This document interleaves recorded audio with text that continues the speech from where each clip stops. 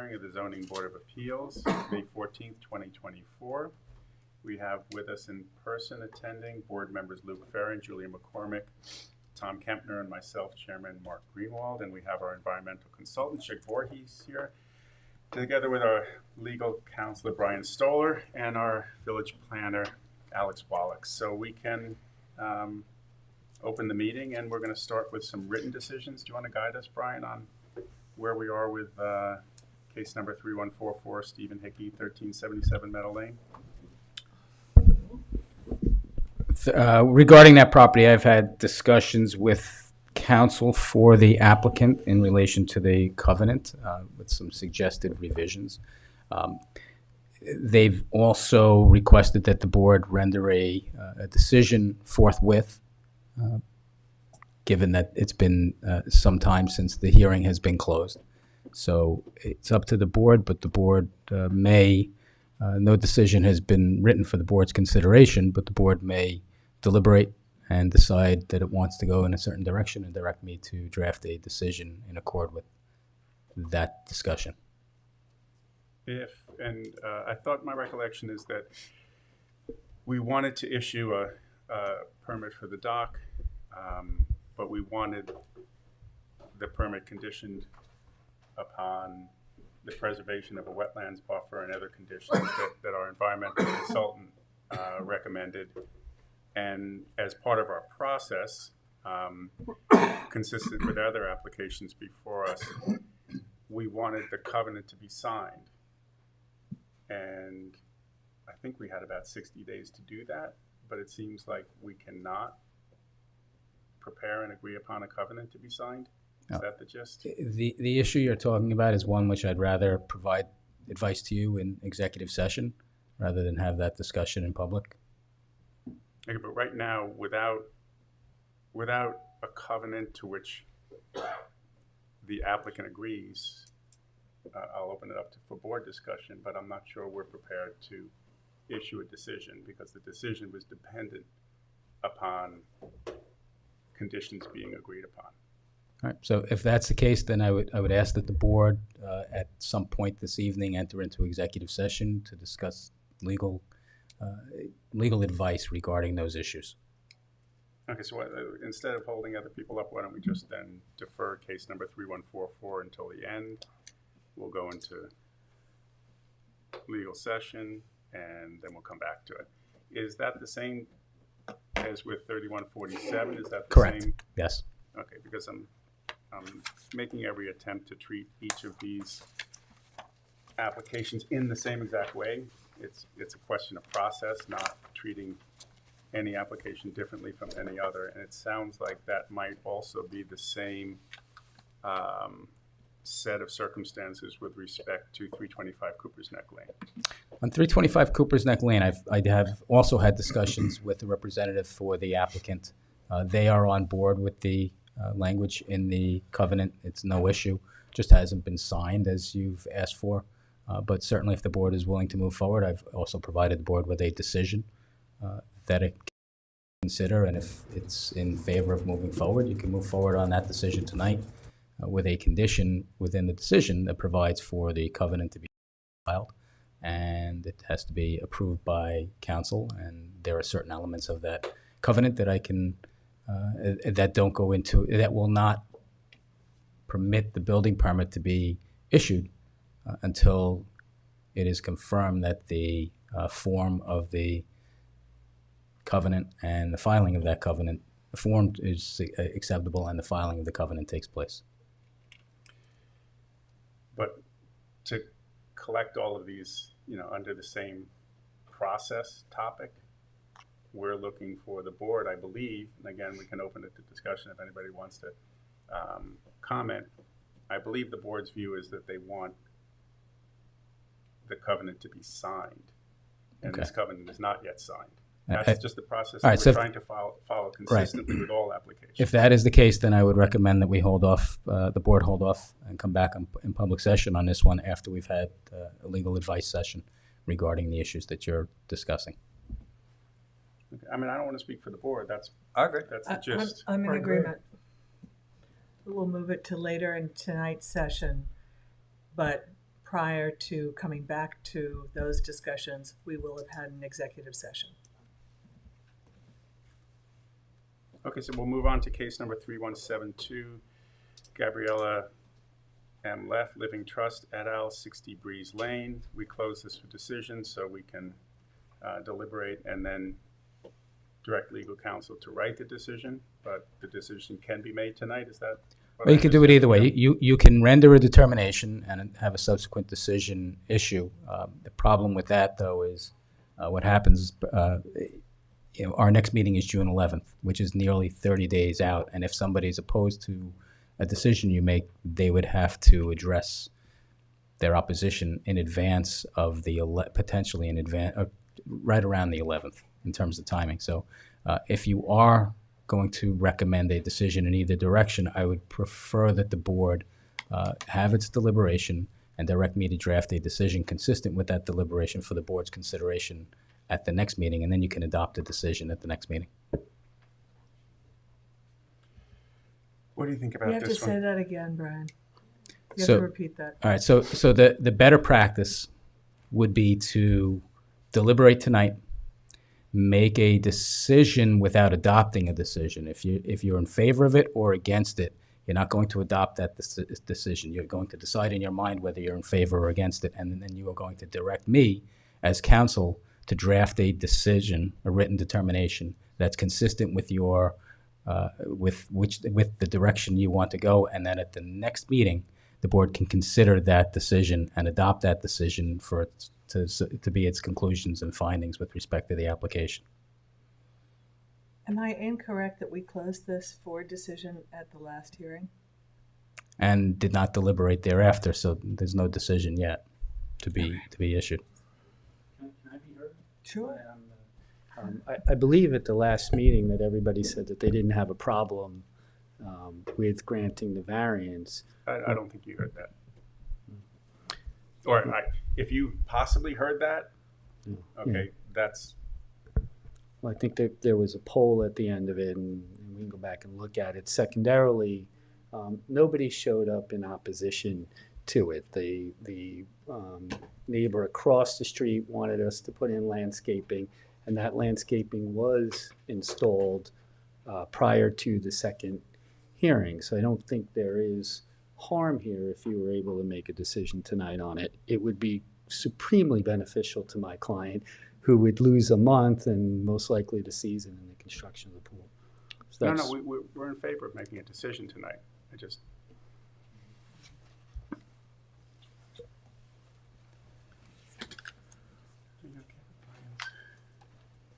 I'm not sure I understood the distinction. I don't understand the distinction. All right, so- I'm certain of So that. here's what I'll say. So as a board, when you when you decide in either direction, in favor or against, it has to be supported by law by findings and conclusions. If it is not, that decision in either direction is subject to challenge, and it'll bounce back to you.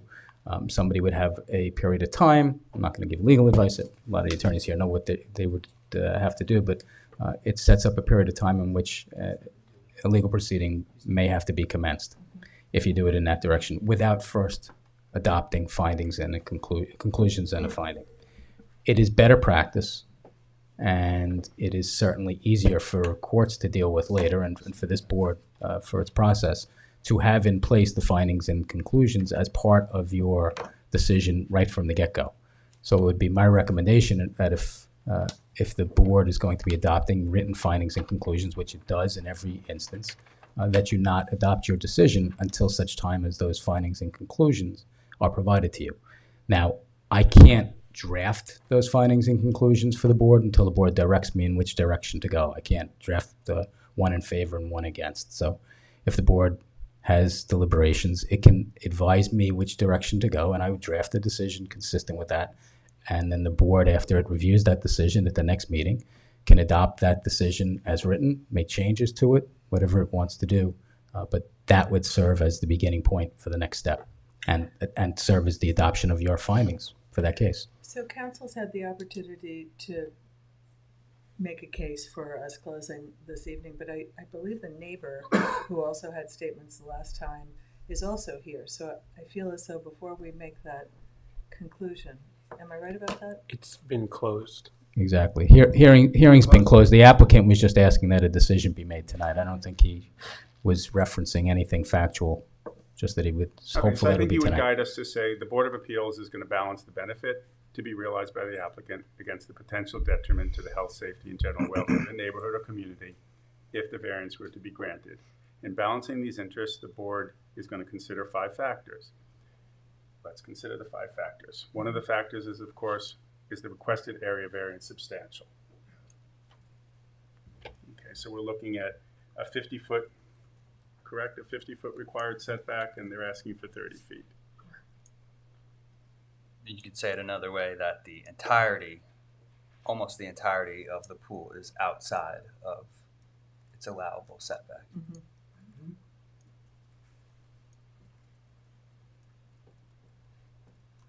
To me, that's a detriment. And substantial. Mm-hmm. It is considered a substantial request. Then I think in our prior deliberations, although it wasn't leading toward the decision, but I know that the applicant must have heard that we were concerned about the possibility that there were, the way New York state law would refer it, there was a way in which the benefits sought by the applicant could be achieved by some method feasible for the applicant to pursue other than an area variance. So I think the applicant must have heard Luke, among other board members, talking about other locations where the pool could be located. It seems to me like there are numerous other locations where the pool could be located without requiring an area variance. That's my proposal, but whatever you guys think is fine with me, but I'm going through the 5 factors. If you look at the survey and the information that we've been presented with, there is conforming locations for this swimming pool.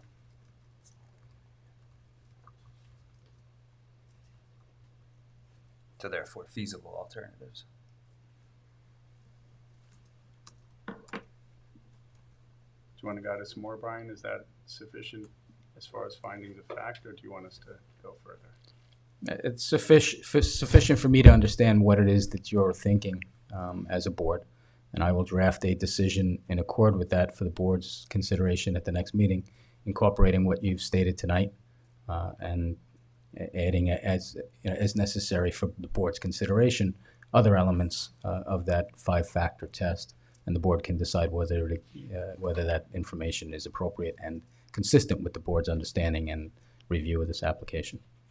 Okay. Is there anything more that you feel we should? Not right now. No, you're good. Okay, so moving on, we have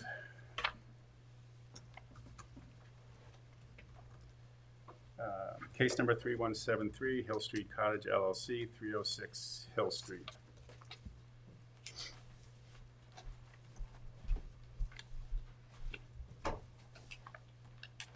Again, it's closed for decision, so we would follow the same 5 factors.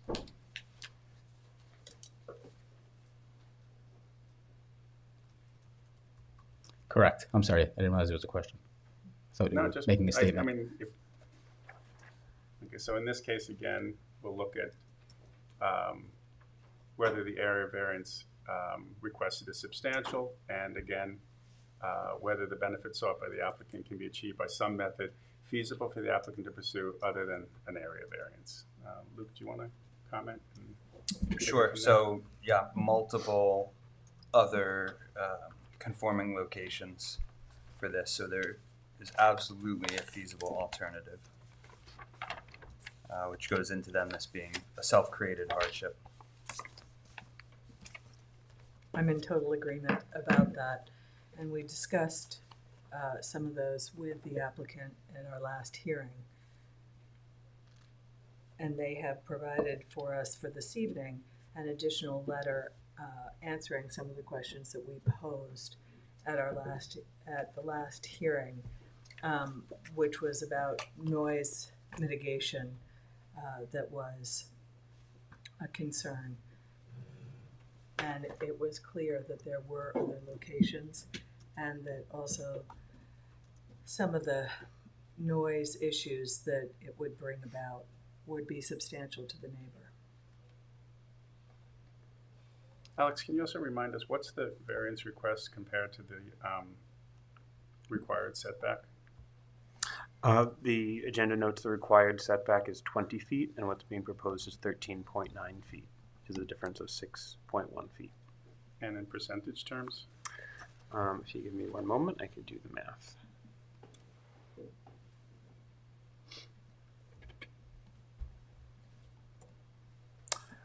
It's about a 30.5% reduction. Okay, I would just propose that a 34.5% reduction in the setback is substantial for purposes of our evaluating the 5-point test that we're mandated to apply. Right. And they didn't present anything with a similar setback, right? Spa like that, correct? What do you mean by that? They didn't, as part of the application, I don't recall anything where they showed that there was another spa in that immediate neighborhood, which you use as the neighborhood, Consistent that with- is set back similarly and I believe raised as this one. That was. is correct. Okay. They did identify another raised hot tub in the village of Southampton, but not, that was in a non-conforming location.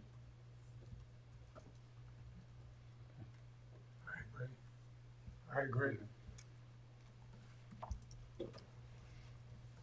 All right, so Do you have more from us? I understand what the board is has expressed in terms of its consideration, deliberation of the various factors, and I will draft a decision for the board's consideration at the next meeting, consistent with this discussion.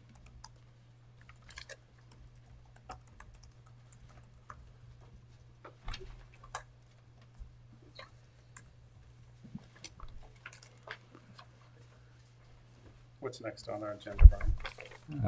It's number 3-1. I think you're on to the adjournment carryover cases. Adjournment request would be 3151. That was received since Monday? Did that happen? Number 3-1, right, there was an adjournment letter that was submitted to the village today. Okay.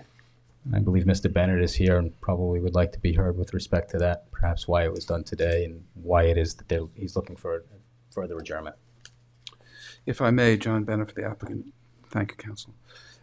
As the board is well aware, and as I discussed at the last meeting, we've requested from Christopher Talbot, the senior building inspector, to review a prior building department interpretation regarding the property location for setback and lot area computations.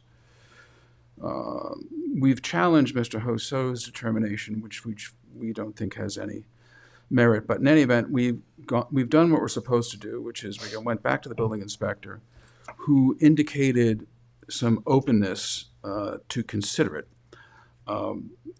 Given the fact that it was clear to me that the board wanted to, move this along, which I understand, I have been in communications with the building inspector since the last meeting. He's told me that he is in the process of it and is analyzing it. And I had that conversation. The last of the conversations I had with him was with him today. So I'm going to read my letter to you that discusses a lot of it. As discussed at the public hearing, we have requested that Chris Talbot review the building department interpretation regarding the property location for setback and lot area computations. This is also part of the request required with the board. The public hearing is scheduled for continuation this evening, Tuesday, May 14th. I have been authorized by Mr. Talbot to advise the board that he is considering the matter, has not yet prepared a response to our client, but is again considering and analyzing the same. I said to Mr. Talbot, I don't want anything from you until it's in writing, of course, but am I going to can you unequivocally say at this point that you're going to say no and stick with Mr. Hosso's interpretation? And he said, I'm not going to say that to you. Okay. Which means to me that he is properly doing his job as the building inspector and analyzing all of the elements that I have brought to his attention, including some very significant information from the Real Property Tax Services of the County of Suffolk and the title company. These right-of-ways are subsumed within the property so that they are not a private road. They are right-of-ways subsumed within a property. They have been utilized for, then have not been utilized for setbacks on that street. Mr. Paremba's property, which, bless you, Chuck, which if this was a road would be a corner lot, has never been treated that way. We also demonstrated on the Fairley subdivision how you don't take it's taken from the property lines. We also demonstrated some case law, including the 40 Meadow Lane case, in which Justice Santarelli made a determination that contrary language aside in any zoning code, a pattern of conduct where a building department has used a certain interpretation is to be given effect. So Mr. Talbot is considering all of this. I think he informed me that he had a conversation with you, Mr. Wallach, about that today. Do you remember that? I don't think I was a part of a conversation about this, other than he said he was looking at it. Okay, well, that's fine. He did tell you, he did confirm with you that he was still looking at it, correct? Thank you. So, and the effect of that is to remove a lot of the requests for relief, and that's what the law requires me to do, is to remove a lot of, as much as I can, try to pare down the requests for relief as much as possible. So the front yard relief will be dramatically changed and altered, and that's what, from a point of administrative economy, that's what I'm directed to do. That's what the law requires me to do. So it's been a while, and even though I think this has been well known to everybody, if the board's determination is that the matter should be renoticed and reposted, we will, of course, consent to do that happily. I don't want the board to be afraid that anyone is not going to be aware of this. I suggested the 27th of June because that, if you want me to renotice and repost, would give me adequate time and would give Alex adequate time to put it in the paper. It also, God willing, Mr. Talbot will have his determination by that time. So he did indicate to me that he thought it would be forthcoming relatively quickly. It's very difficult. It's you don't want to push an agency too much. There's an old adage amongst litigators that, for example, the civil practice law and rules requires that a judge issue a decision within 60 days. That's probably more honored in the breach than it is in adherence, but the old adage is never call up the judge and ask him or her for a decision. The answer will be, you want a decision? I'll give you a decision. So I can be pleading of Mr. Talbot, as I have been, but I can't be too emphatic. I want him to take, as he should, a reasoned approach in looking at all the information, and he's assured me that he's going to do. Again, the best I can do is tell you that I asked him, if you're going to say no, and you don't have any doubt that you're going to say no, tell me that now, because I don't want to waste everybody's time. He said, no, I'm not going to tell you that. When was the request made? What was the date? What request? To the building inspector to review this. Well, I don't know, a couple of months ago. I don't know. Well, I'd like to put it on the record. How long are we waiting for this response? Approximately 6 weeks, 7 weeks, 8 weeks, a month. Don't hold me to it. I don't have the file. I'm just guessing. I would have guessed 12. I would have guessed 12 weeks. It could be, but whatever it is, it's mandated that I try to do this, number one. Number two, there's no prejudice at all to No, anyone. I'm not saying, I'm just Okay, trying yeah. to put on the record. Oh, how long okay, this is yeah. being I delayed, mean, waiting for anybody who wants to contact him, although I might rue saying this and We're not ask him asking if he that. can move it along, that's If- fine. If But Chris were to overrule the prior building inspector's yes, determination, yes. is it true it would affect only one of the 6 variance requests? It would No, affect the front yard it would setback. affect the front yard request. It would also affect how you view the square footage of the lot, sure, whether or not that right-of-way is part of the lot for purposes of we've tried at Mr. Farron's request to look as closely as possible to this as the GFA as if it were in a residential district, but it's not. There is no GFA in the OD, but we've tried to do that. So it will markedly affect the request for relief. Now, I'm trying to figure out exactly. So the minimum front yard setback is 35 feet. If Depends where you take it from. I understand. Mhm. Okay. I understand it depends upon, but Right. it's still 35 feet. Yeah. Okay, so right now you're asking for the setback to be 5.3 feet. If the building inspector were to, Take it from the north side of the road. how many feet? I don't know. I don't have the map in front of me, Mark. I'm trying to evaluate, even if we're waiting for something that may not affect the outcome. Oh, it will greatly It affect will the affect outline. our view of it, but Yeah. I'm trying to affect. Well, let me I'm just trying say. to figure out exactly how much it could affect Well, our let me outcome. just let me say the following for you, then, and this maybe put it in great highlight for you. The Village Code of the Village of Southampton states that a pre-existing structure being put to a conforming use can be 100% rebuilt. 100% rebuilt. It's a pre-existing structure put to a pre-existing non-conforming structure put to a conforming use. A two-family residence in the OD zone, a pre-existing two-family residence, the Village Code says something very quirky. If you go over to the right-hand side, pre-existing two-family residence in an office district it says permitted. So in addition to this being a use that is permitted upon special exception if it were to start anew, But it doesn't say single family. yes, it says both of them. Just clarifying, thank you. And what I'm here for, you remember, amongst the relief that I'm here for, is you have a density requirement of 10,000 square feet in these OD zones for single-family residence, and now we have two.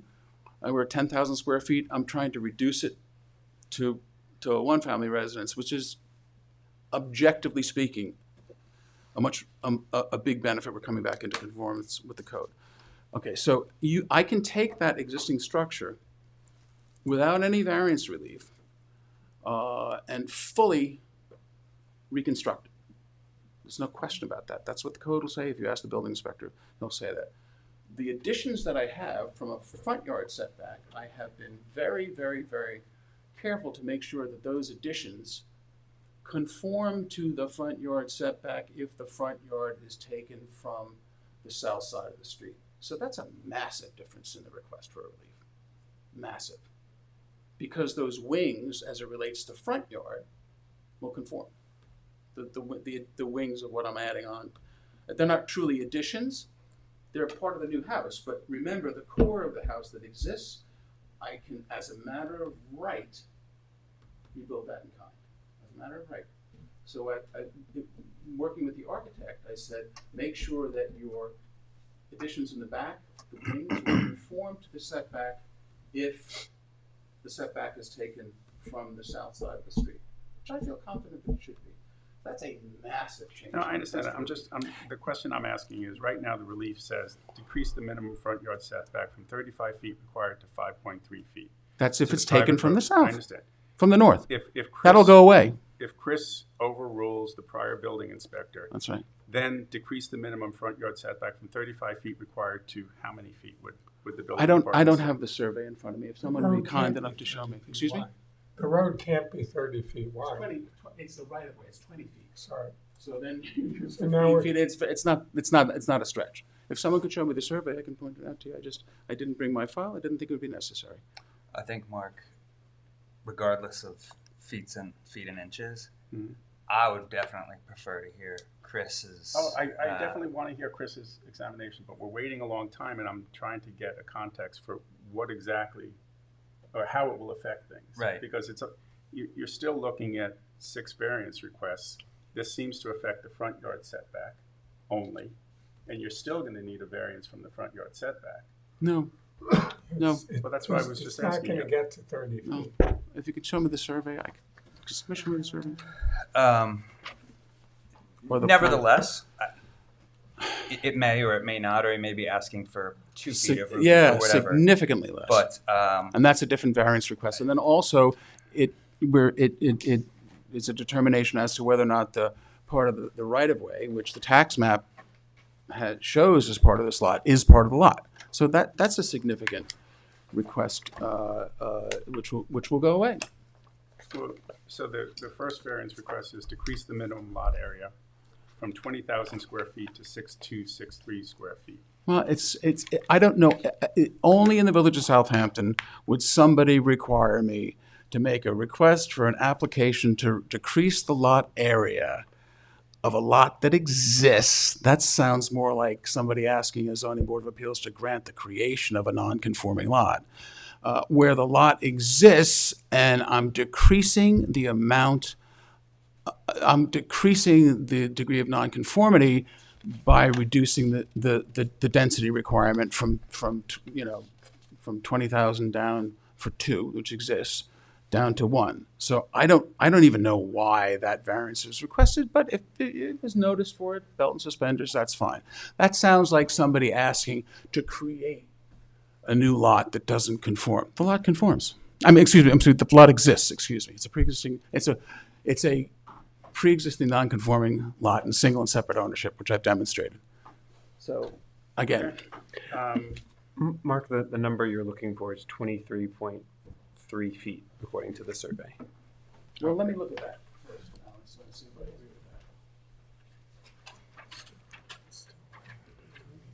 that. We're way under 35 feet, right.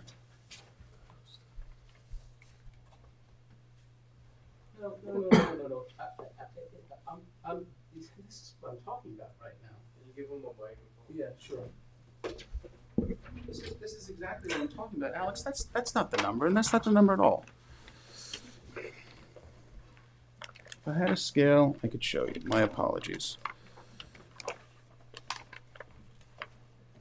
To the half arse Also, John, we scale. can wait, and you can prepare better. No, but I'm just trying to say we're still gonna need Alex variance Alex said requests. something in the record that's incorrect.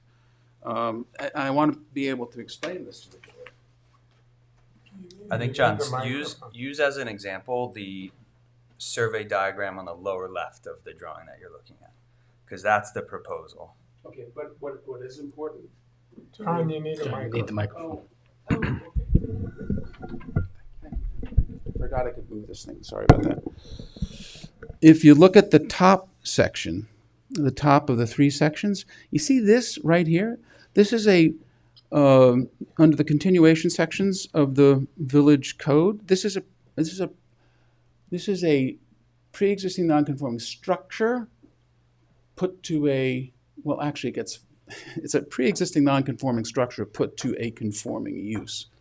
Because the code says, it's a strange bird, the code says that a pre-existing non-conforming 2-family dwelling in the OD zone conforms. So I can rebuild all of this without even coming here. So what I've done is I've tried to keep all of this within the new deal, within this area generally as it relates to the front yard. And this wing here certainly will meet the 35-foot setback. Maybe this one won't, but in any event, I'm drastically, with that interpretation, decreasing the request for relief. John, can I ask you a clarifying question? Sure. When you say that you are allowed to build it as of right, I'm with you there, but could you rebuild it as of right as a single-family house, or only to rebuild it as it is right now, which is a I could rebuild two-family? I could rebuild it as a matter of law as a 2-family house. Yes. Okay. And Understood. I don't have the code with me. I think the code carries over and says, Well, it says 1 and 2, but I look, apologize. I happen to not Bless you. agree with every aspect of the previous building inspector's determination on this. I'm very interested in hearing what the new building inspector has to say about it, and I don't think it's really worth us getting into the nuts and bolts of it tonight. So I would love if we could gently encourage the building inspector, and maybe Alex, you can do that in a way that is successful. I think this application was first entered in here last summer. Possibly. Yeah, so we should do what we can to move it along. Yeah, I agree. To answer your question, Yeah. what you alluded to, yes, you need Yeah. to renotice and re-advertise. Yeah, Whenever so you're the ready, we'll 27th hear it. makes the most sense. I think I'm going to be there anyway. John, your microphone. Oh, sorry. I took my microphone here. Got to put it back now. The 27th makes the most sense. I'm going to be here anyway. I have to re-advertise. I'm going to remind you, Alex, for that Guerrera matter. You have to get that in the paper. We'll try to get this one in there too. There's no difference. It's just the same request for relief. You can leave it the way it is if you want. And pending upon what Chris says, some of those requests for relief will just come out. That's all. John, would that also affect the interpretations you're asking the board for? No, leave it all in. Because if Chris disagrees with me, I'll still have that before the board. Yeah. I think that was my point. It might be a distinction that I'm trying to make. Right. Chris isn't eliminating any requests for relief. He may be minimizing your request for relief, but you're still going to need the variance. Oh yeah, sure. So yeah, you're yeah, still yeah. going to need a front yard yeah, variance. yeah. It looks like it might not be 23 feet where 35 feet is required, but there's still going to be a front yard variance required. Yeah. I haven't. I don't think I've said. Or maybe if I have No, I indicated don't- something I don't different, think I you said it. apologize. I was- Certainly side yard relief. And And parking relief. no. No? Nope. There are 3 spaces required. Parking setback relief is what's indicated on the agenda. Okay. I guess I can't meet the 10. Well, I might be able to make the 10 feet if you bring it from the other side of the. If you bring it from the other It's a side yard. Excuse me? setback. It's a side yard setback issue, I Okay. believe. Well, interestingly enough, the reason I need that relief is because one of the neighbors was concerned about the number of parking. 3 spaces does it. We gave you 4 10 by 20 spaces. Parking spaces are either 19, they're either 20 by 9 or 10 by 18. So we gave you 4 20 by 10 spaces. And again, that was trying to be accommodative to the concern that a neighbor had about parking on the property. We gave you one more than is necessary. If you don't think that's necessary, that's fine. Well, I'm just saying the building department seems to think it's necessary. No, the building inspector says that 3 are required, and we gave you 4. I'm just reading from the, I think all of this information can be clarified Yes. upon review by the building inspector. At this point, it may be advisable just for the board, if the board is going to consider the motion, the request for an adjournment, to make a motion to adjourn to June 27th. We adjourn or resubmit? There was a distinction. You- well, it's It- an it would adjournment be- subject to renotice and re-advertise. Thank you, thank you. Okay, so I'll motion to adjourn case number 3151 until our public hearing, June 27th, subject to renotice and re-advertising. Can I have a second? Second. And all in favor? All right, Thanks for your help, and thanks for listening. Thank you, appreciate it. Thanks, John. thanks, sir. What do we have next, Brian? Next one you have would be case number 3169, Anderman, 153 Bishop's Lane. So we did not close this for decision.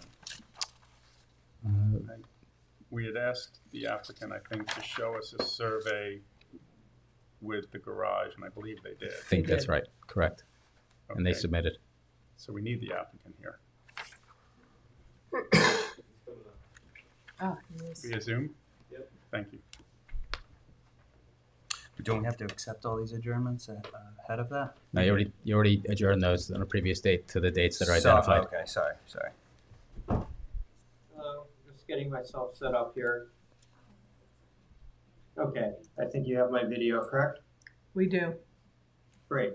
Good evening, Anthony Vermandois, 68 Union Street, Sag Harbor, representing the property owners Adrian and Thomas Anderman. All right, okay, I'm gonna apologize in advance if I get a little bit emotional about this presentation based on what's happened in the past month. So at the April 9th meeting, we discussed our project, which required GFA variances to expand a existing accessory structure to by 246 square feet to be to include a garage portion to that structure. There being no garage on the property, either attached to the main house or as an accessory structure. there's some discussion back and forth with this board about exactly why we even needed a variance for this. The conclusion was that we did, and I think this board understood why we were requesting it, why we wanted to go this route to achieve the benefit to the homeowners. But you did, which was fair enough, you did want us to explore a conforming option, namely building a detached garage, completely separate from the existing accessory structure, which at that point in time, according to the zoning and GFA rules at that particular moment, April 9th, would have been conforming.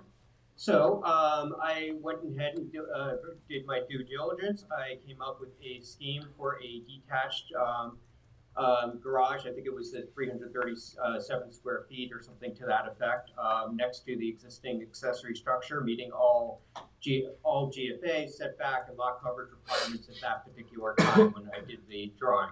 I submitted that drawing via email on April 23rd at 12:07 p.m. At 6 p.m. on the same day, the Board of Trustees changed the GFA rules yet again, so that this detached garage version that I did at my own time and expense is now non-conforming as well. So that's kind of where we're at right now. I thought they revised it and detached garages do not count toward GFA.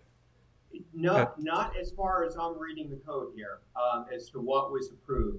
Yeah, I think there was a last minute change, so let's get that to you. My understanding is that the code did not change detached garages, and it also grandfathered in applications that were submitted to the building department prior to the date of adoption. Yeah, so he's good with the old rules. Well, right. The Yes. old rule, the new rules don't affect detached about garages. that? Because I mean, this is a code that I've been studying for the last couple of weeks, as it doesn't just impact this project, but other projects I have coming down the pipe. And I think the one change at the last minute. Is that 50% of a garage GFA is now going to count towards the total GFA on a property. Only if it's attached. But also, Anthony, I think what Alex Wallach just said was that if you had this application into the building department, which you did, you're grandfathered into the old zoning code. So everything that you designed to initially, you're still allowed to go for. Yes, Alex? I think so. I want to be careful because one of the drawings that was submitted was not submitted for a building permit. It was submitted to this board as part of the variance. But I don't believe any of the variance relief is changed by the new code provision. I think what they're looking to do is non-conforming, and it's equally non-conforming after the code provision. And I don't think the code provision affects this or changes. Well, no. I think maybe you're misunderstanding what I'm talking about here. I'm not talking about the initial garage that the initial application that we presented. I'm talking about the alternate design that we came up. I am as well. And you're under the impression that detached garages contribute to GFA, and what I'm suggesting to you is at the last minute, the trustees decided that detached garages would not contribute to GFA. At all, or up to 50%? At all. Okay. All right, then, I mean, I don't know what to say here, because, I mean, it was a little bit blindsided by the proposed code changes, and then, so. I think that the bottom line here is that your proposal to erect a detached garage still conforms, doesn't change the GFA at all. So you can do it without additional variance requests. Okay. Would you agree, Alex? I don't want to speak on behalf of the building department. That's my understanding as well. So am I to understand now that we're just going back to the old rule, which was that a detached garage up to 520 square feet or whatever it was, does not count for GFA. Correct. That's my understanding. Okay. So Alex, So long, I'm reading the law right now, just so long as the garage does not include any living area. Thank you. And, Yes. yeah, understood. Okay. Which was consistent with past interpretation of the building department. so Alex, do the requests need to be revised? No, the request that they're proposing, which is for a garage/pool house, would count in entirety towards GFA. That's consistent with the new law as well as the prior building department interpretation of the old law. Even I- now that it's a detached garage. It's a detached garage combined with a pool house. Oh, well, there's a drawing in my Dropbox that shows the garage detached now. That option Yeah, wouldn't so- require any variances. Okay. Right. So that was that's not what they're asking. getting back to where we started on this on April 9th. That was the alternate version, that the conforming version that that your board requested that I do. Right. So that's what was submitted on April 23rd, and that's what you're looking at there in the file. And I can screen share it as well. Could you? That would be helpful. Thank you. All right. All right, you should be able to see it now. Wait, I'm sorry, this is the older. Yeah, okay, here it is. Hold on.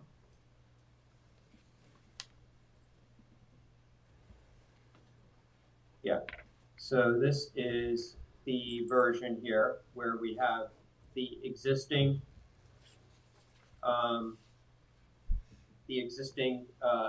accessory building and the detached garage next to it.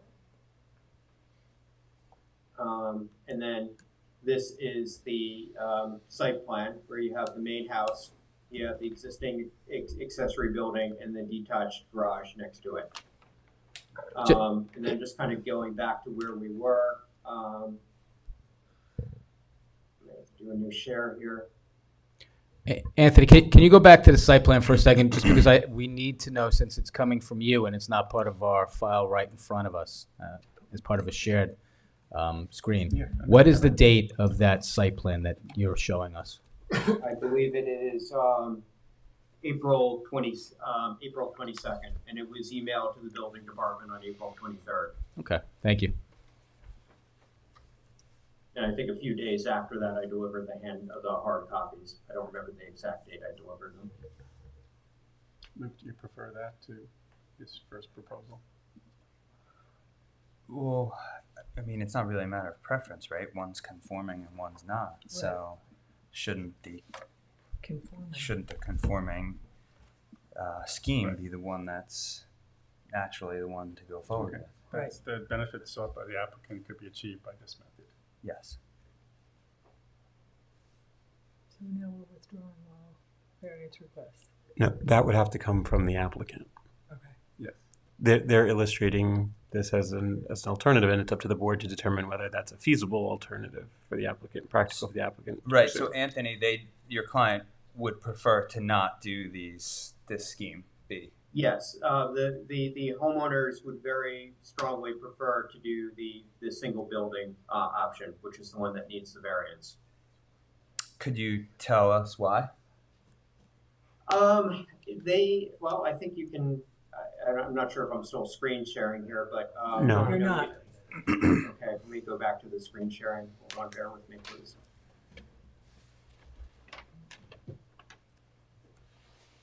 Yeah. Okay. Should see it now. Their concern is they just don't like the idea of this garage being in the middle of their lawn, frankly. We did try to look at some different options, moving it closer to the house. That was probably even less desirable, because then you would, be sitting in your breakfast room looking at the garage instead of at your nice lawn and landscaping. So it just seemed to us that as far as the benefit to the homeowner, it's greatly more beneficial for them to have it as a single building. And ultimately, this is a less than 250 square foot addition on a 26,000 square foot plus property. So Yeah, Right, but I mean, you are it pretty. just- Go ahead. Go I'm ahead. sorry? Sorry. No, go ahead. No, I just our argument here is that the benefit here for the homeowners is greatly outweighs any detriment to the neighborhood, and it's also, our argument is that this is not a substantial request that we're asking for. A GFA, the nitty gritty of the GFA rules notwithstanding, it's a 250 square foot, less than 250 square foot addition. That's probably about 1/4 of the size of the building that you're in right now.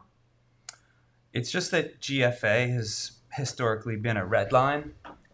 We can consider a lot of things, but expanding GFA is typically something that I don't consider. This isn't a gotcha question. Is it really intended to be used for a car? If I were laying out this site plan, I would move that proposed garage building, I guess, west, and sort of create a framed courtyard type thing here. There's actually a very important reason why we can't move this garage to the west of the property, and this goes back down to when we did the original design for this house about 10 years ago. Originally, the entire house was flipped so that the driveway was on the west side of the property. The neighbors came up to that meeting there. It didn't need any variances at the time. It just needed architectural review board approval. Neighbors came up and they said, under no circumstances do we want, the neighbors to the west came up and said, under no circumstances do we want a driveway on our side of the property.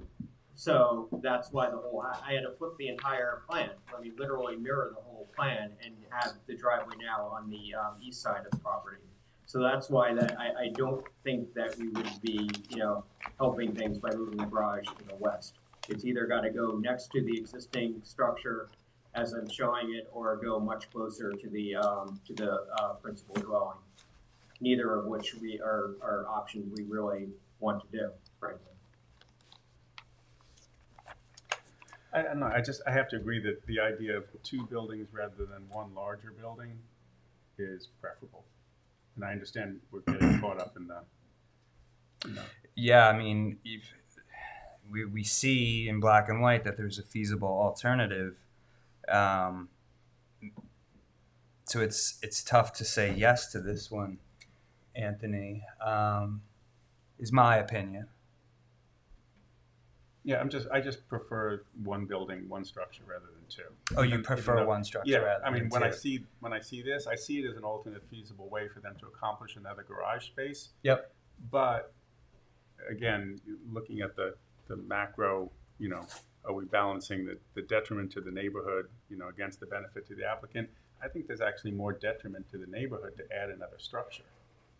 Well, architecturally, it would be prettier to be one building, That's it. but that's not our thing. No, but even just to have one structure and to have more green space and to have more yard is preferable. So that's where I'm leaning to say that, yes, we've asked him for alternate feasible ways to accomplish this, but his original inclination is probably better as far as the neighborhood goes, as well as better for the applicant. And what's your opinion on the GFA increase? It doesn't, it's minimal. What's the size of the property, Anthony? It's a little bit over 26,000 square feet.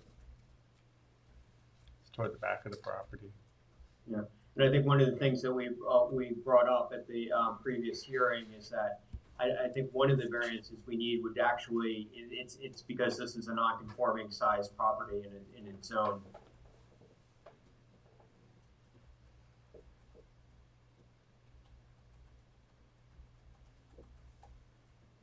I'm finding the fact that there's an alternative that requires less variance is, it leads me to feel as though that's really what we are tasked to do. So we're not all certainly in agreement this evening. I mean, our mandate is to do the least. And now that we've seen that there is a conforming location, it's a hard request to continue to consider. I agree with Julia 100% on that. As do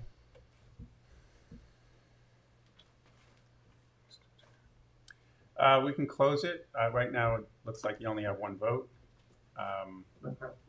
I think just sort of strategically here, I mean, normally in these sorts of circumstances, we would withdraw the application. I think here I am going to request an actual vote on this, even if it's a no vote, because I want to be able, when we go to Architectural Review Board, to have that that decision there. You know, if they start asking, oh, why didn't you just add on to, you know, which I think we agree is actually the more architecturally suitable solution to this situation is to add on to that existing building. So if, you know, I want to make sure that they understand that we actually went through the effort of going through the Zoning Board of Appeals to get that approval, and we didn't get it. So that's why we're going with the other option.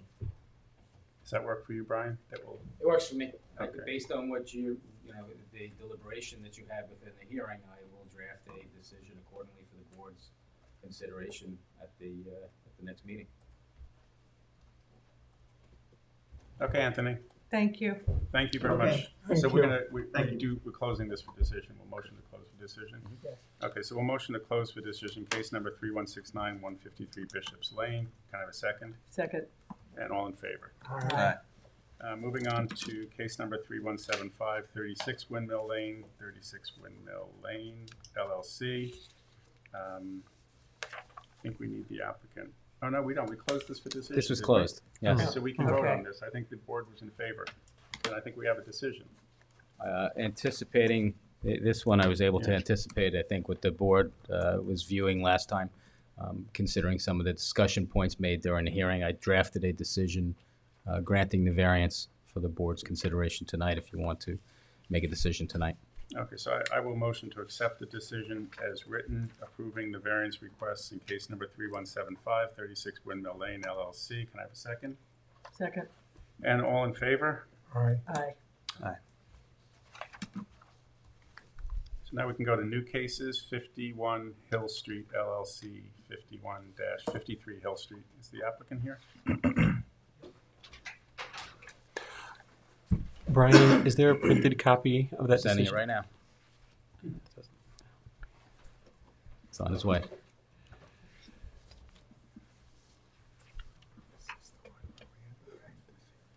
I am Ed Parker, 1100 Architect, on behalf of Victoria Khan, the owner of 5153 Hill Street.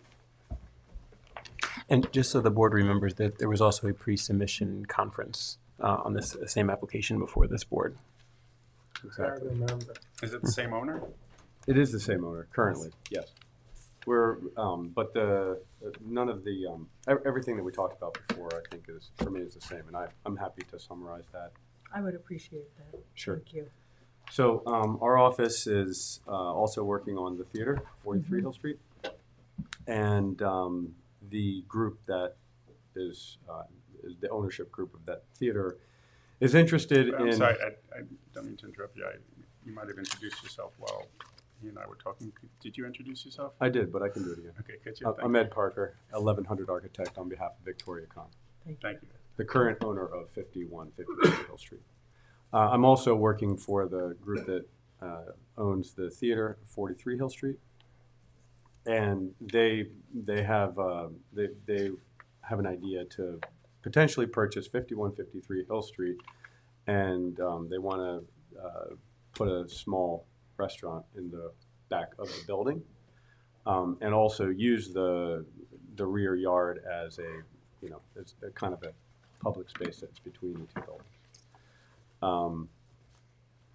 So the main reason that I'm here is to request a special exemption to allow the restaurant use.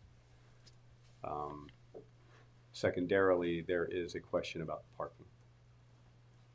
So I think those are the two things. We also thought that we had to talk to you about the distance to residential, the residential district, but it turned out that was something we had to talk to the Board of Trustees about, which we've done, and they have said to us, it's formally, it's okay to have a restaurant within 500 feet of a residential district, which they had to do. Yep, and there's copies of that approval in the file. That's because the Village Business District has, I don't know, 25 restaurants or something, most of which are also within 500 feet of a residential district, because a very small amount of the Village Business District is not within 500 feet of a residential district, actually. Does this change of use to a restaurant require a bigger or better sewage permit or something? For septic. Oh, Rick just stepped out. Yeah, there is a change to the septic. It's going to be a wet store, actually, formally, with the health department, and we've submitted as such, and we're most of the way through the process of responding to the health department's concerns about You're septic. way ahead of me then, thank you. Have you also been in front of the planning board? Not with yet. this? We will be in front of the planning board early June, I think the 6th. Yes, and there was a planning board application submitted that is currently under review by the planning board, and it's on their agenda. Okay, so For- you're for in both. front of a few boards at once. Yes, I will be Okay. speaking to the planning board about both properties. And also, as far as boards go, we finished with the Architectural Historic Review Board for the theater yesterday. Not that So is the impacts grand scheme here, if you can get what you want, to merge this with the theater, or they'd still be two separate? there would still be two separate properties, so that in the future they could retain their, distinct characteristics. Okay, got it. There's a gentleman who just came back into the room who I think you were looking to ask a question of. Is that Sure. correct? The question was about the septic system for 53 Hill Street. And it was just, if you want to describe the, Richard Wasowski, the Rayner Group. So the septic system for this is we're going to have two separate lines, one for the grease trap and septic tank, and then an IA system, and then one leaching pool that combines all the flows. And that's been submitted to the health department, and they're pretty much just waiting on planning board approval and zoning board approval from the village. Okay, thank you. Brian, can you just, And while I wasn't us the here for your standards. pre-submission conversation, I have seen the tape, just so Okay. that you're aware of that. great, thank you. Sure. Just before I do that, Chair, you had mentioned something about parking. Do you need a variance for parking? Well, let me add, right now, there's no parking, off-street parking associated with the property, and there's no driveways into it. The only way you can access the rear of it is through the theater parking lot. We've calculated the current use requires 15 spots, and we've also calculated that the new use in total requires 15 spots. So there's no change to that. I read in the code that if an existing property, if there's no change in the number required, that perhaps there's no need for a variance because it's a grandfathered condition. But the code reads existing, I think it's existing, I have it here, let me see. I was actually going to ask you. Exemptions and waivers, existing buildings and uses are exempt as follows. but hold on, before you go any further. Mhm. It's a building department determination, so Correct. they determine The building whether- inspector determined that there's no parking variance needed here. Okay. So there's only, if you have a copy of the agenda, there's just the one request, which Thank is you, the Alex. use for the restaurant. Okay. Because as you said, the existing configuration and the proposed configuration require the same amount of parking. Okay. So that's been decided. I didn't Thank you. mean to abbreviate it, but you already won it. Much appreciated. Okay, so we're just asking if we can have the special exemption for restaurant use, which is something that is allowed in the Village Business District, but it is a special exemption for any restaurant, new restaurant, and there's not been a restaurant here yet, so I have to ask, I'm here to ask you if you will grant the special exemption use. What did you call it for Yeah. the health department? A wet Wet store, store? yeah, which allows up to 16 seats inside the restaurant. Right. So that's like a mini restaurant? It is. Okay. And I think that you also made mention of using something behind the space. Did you say that? I did. Well, I mean, in the site plan, there is basically an existing rear yard. It's all hardscape. And our intention is to make it less hard, but to allow people to use it. Would it be used for outdoor dining? No. Or is it for bar? No. Or This is a pocket park, so to speak. okay. So it wouldn't have seating. Benches, but no tables, and no table service. Perfect, thank you. Yes. Liquor license? I think they will try to get a liquor license, although that has not been engaged as of yet, to my knowledge. Alex, are they following the proper order of applications with the boards and everything? Like, could something that we decide here get undone by a board down the line? I don't see any real conflict. The planning board is going to review the site plan for the proposed hardscaping in the back, and they're going to be looking at drainage and materials and lighting and things like that. Cross-access. Cross-access, thank you. Yeah, so unless the board had certain conditions that might impact that, this board is primarily concerned with the use, which is happening inside the building. But they did apply to the planning board. They probably would have been heard first by the planning board, but there was a little bit of a scheduling issue. Okay. And to answer your question, and Yeah, we should that get to was the posted on the standards agenda. Yeah, the as with any special exception use, the general standards in 11622 apply, and restaurant, bar, or tavern has some unique standards that are in 1162321. And along those lines, since I was just fed the sections, there are 16 specific standards that the board looks at when considering this particular application. One is that the use will be in harmony with and promote the general purposes of the zoning code. That the plot area is sufficient, appropriate, and adequate for the use. That the proposed use will not prevent the orderly and reasonable use of adjacent properties. That the site is particularly suitable for the location of such use. The characteristics of the proposed use are not such that its proposed location would be unsuitably near to a church, school, theater, recreational area, or other place of public assembly. The proposed use conforms with the zoning code definition of the special exception use. Access facilities are adequate for the estimated traffic from public streets and sidewalks, so as to assure that the public safety and also to avoid traffic congestion and provide for clearly visible vehicular entrances from the street. All proposed curb cuts have been approved by the street or highway agency that has jurisdiction over that particular roadway. There are off-street parking and truck loading spaces, at least in the number required by the provisions of the zoning code. There are adequate buffer yards and screening where necessary to protect adjacent properties. There's adequate provision made for the collection and disposal of stormwater runoff from the site and sanitary sewage, refuse, or other waste.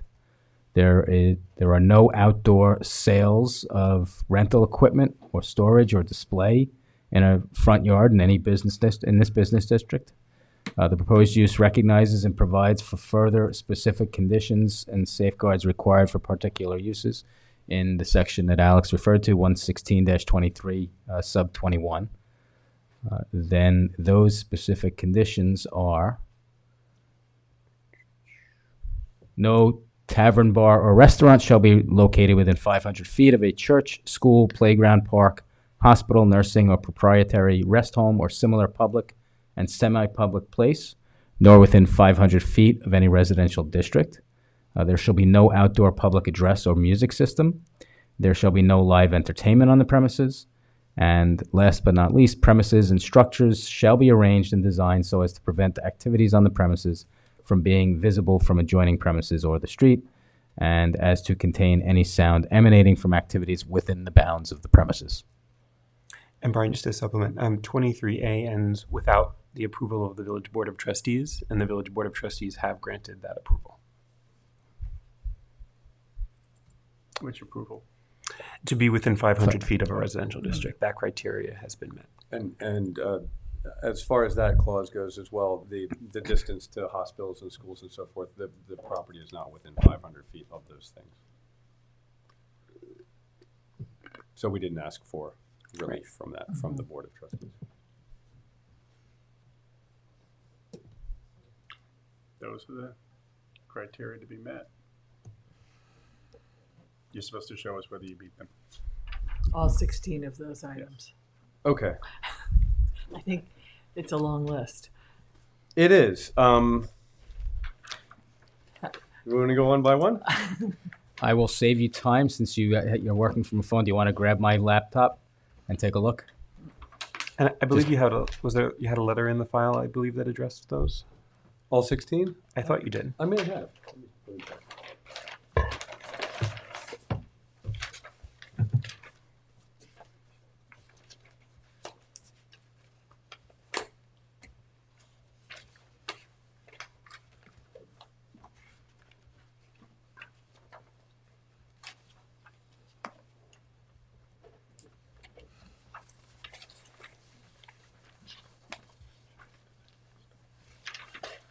I don't think I have it with me.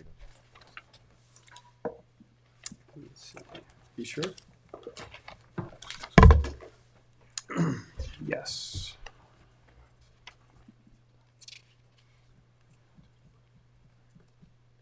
If you do have it, Alex, I'll borrow it from you.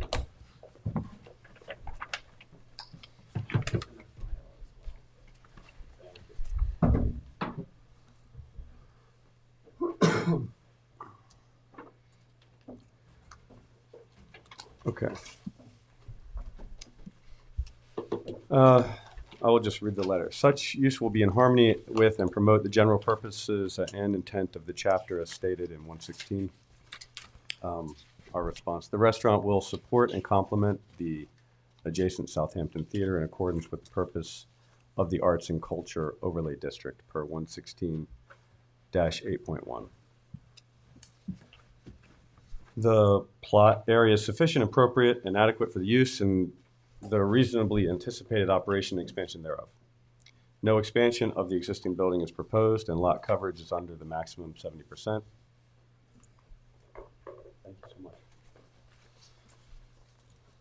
The proposed restaurant and existing office uses will both be over 800 square feet of floor area and have a width greater than 15 feet in accordance with 116-5B1. The proposed use will not prevent the orderly and reasonable use of the adjacent properties, particularly where they are in a different district. The proposed restaurant use will be restricted to indoor seating with access through the paved alley on the adjacent property at 43 Hill Street. This alley provides access to the existing office space currently. The site is particularly suitable for the location of such use in the community. The adjacent Southampton Theater at 43 Hill Street makes the site at 51 a particularly suitable location for restaurant use in the community. It's also within the Village Business District. The characteristics of the proposed use are not such that its proposed location would be unsuitably near to a church, school, theater, recreational area, or other place of assembly. The site is more than 500 feet from all of those uses. The proposed use, particularly in case of a non-nuisance industry, conforms with the character defined in the special exemption use where such definition exists, or with the generally accepted definition of such use where it does not exist in this chapter. The proposed restaurant use conforms with the chapter definition. Its principal purpose, the preparation and serving of food for consumption on the premises within furnished dining areas. No form of live entertainment will be provided, nor any drive-in, open front, or curb service. The restaurant will not operate as a nightclub or similar entertainment establishment. Access facilities are adequate for the estimated traffic from public streets and sidewalks so as to assure the public safety and avoid traffic congestion, and further vehicular entrances and exits shall be clearly visible from the street and not be within 75 feet of the intersection of street lines at a street intersection except under unusual circumstances. Access will be provided from the sidewalk via the paved alley on the adjacent property at 43 Hill Street as it is currently. All proposed curb cuts have been approved by the street or highway agency which has jurisdiction. There are no proposed curb cuts. There are off-street parking and truck loading spaces, at least in the number required by the provisions of 116.14 of this chapter, but in any case, an adequate number for the anticipated number of occupants, both employees and patrons or visitors, and further, the layout of spaces and driveways is convenient and conducted safe operation. The existing office requires 15. The proposed restaurant would also require 15. We talked about that already. Pursuant to 116-14J1, no additional parking is proposed. A truck loading space is not required as the floor area is under 5,000 square feet pursuant to 116-14E. Adequate buffer yards and screening are provided where necessary to protect adjacent properties and land uses. Landscaping and retaining walls are proposed to provide adequate screening from adjacent properties, particularly 71 Hill, not the theater. Adequate provisions will be made for the collection and disposal of stormwater runoff from the site and of sanitary sewage, refuse, or other waste, whether a liquid, solid, gaseous, or of other character. Exterior improvements will use permeable materials and pavement, and a new septic system will be provided to handle sanitary sewage, refuse, and other waste, including cooking grease. No outdoor sales lot, rental equipment, storage, or display area will be permitted in the required front yard area of any business district, except that in the HB district, such uses may be permitted in the required front yard, provided they shall be set back 50 feet from the front property lines. No outdoor sales lot, rental equipment, storage, or display area is proposed. The proposed use recognizes and provides for the further specific conditions and safeguards required for particular uses in 116-23. I'm going to paraphrase. We are greater than 500 feet from a church, school, playground, park. We are also we are within 500 feet of a residential district, which we have already seen the Board of Trustees about, and we've already discussed. 116-23B, 21B, there shall be no outdoor public dress or music system. No outdoor public dress or music system is proposed. 116-23B, 21C, there shall be no live entertainment on the premises. No live entertainment will occur on the premises. 116-23B, 21D, premises and structures shall be so arranged and designed as to prevent activities on the premises from being visible from adjoining premises or the street, and as to contain any sound emanating from the activities within the bounds of the premises. Landscaping and retaining walls will screen activities from adjoining premises and contain sound to the degree there's sound there. We're not proposing any sound, amplified sound outside. In any application being heard by the Board of Trustees, the Board may waive any otherwise applicable parking provisions found within this code as the Board of Trustees may deem appropriate under the circumstances. That's what I have here.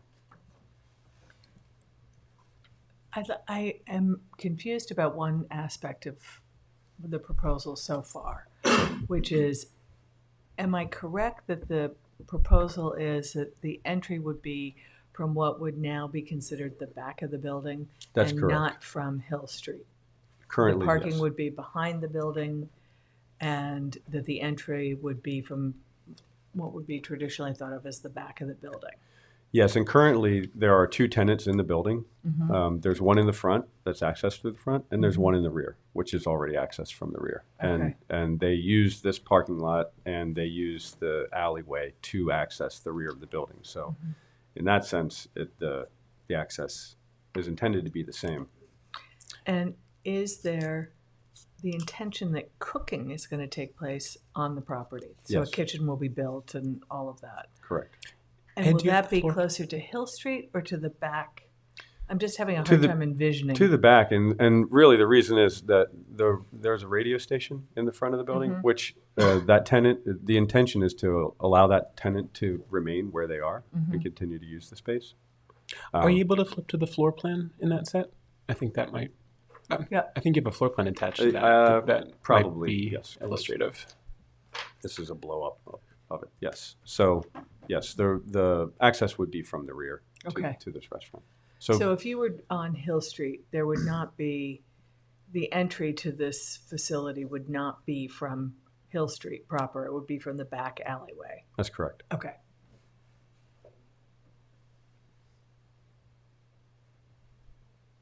That answers the question that I have at this time. Do you have some questions, Luke? I do not. All right. Just, I think some of these standards may require some input from an engineering consultant on behalf of the board. That's what I'm thinking through, whether we ask, our Nelson Pope and Voorhees or some other company to review this, because some of the standards are not standards that we typically evaluate. What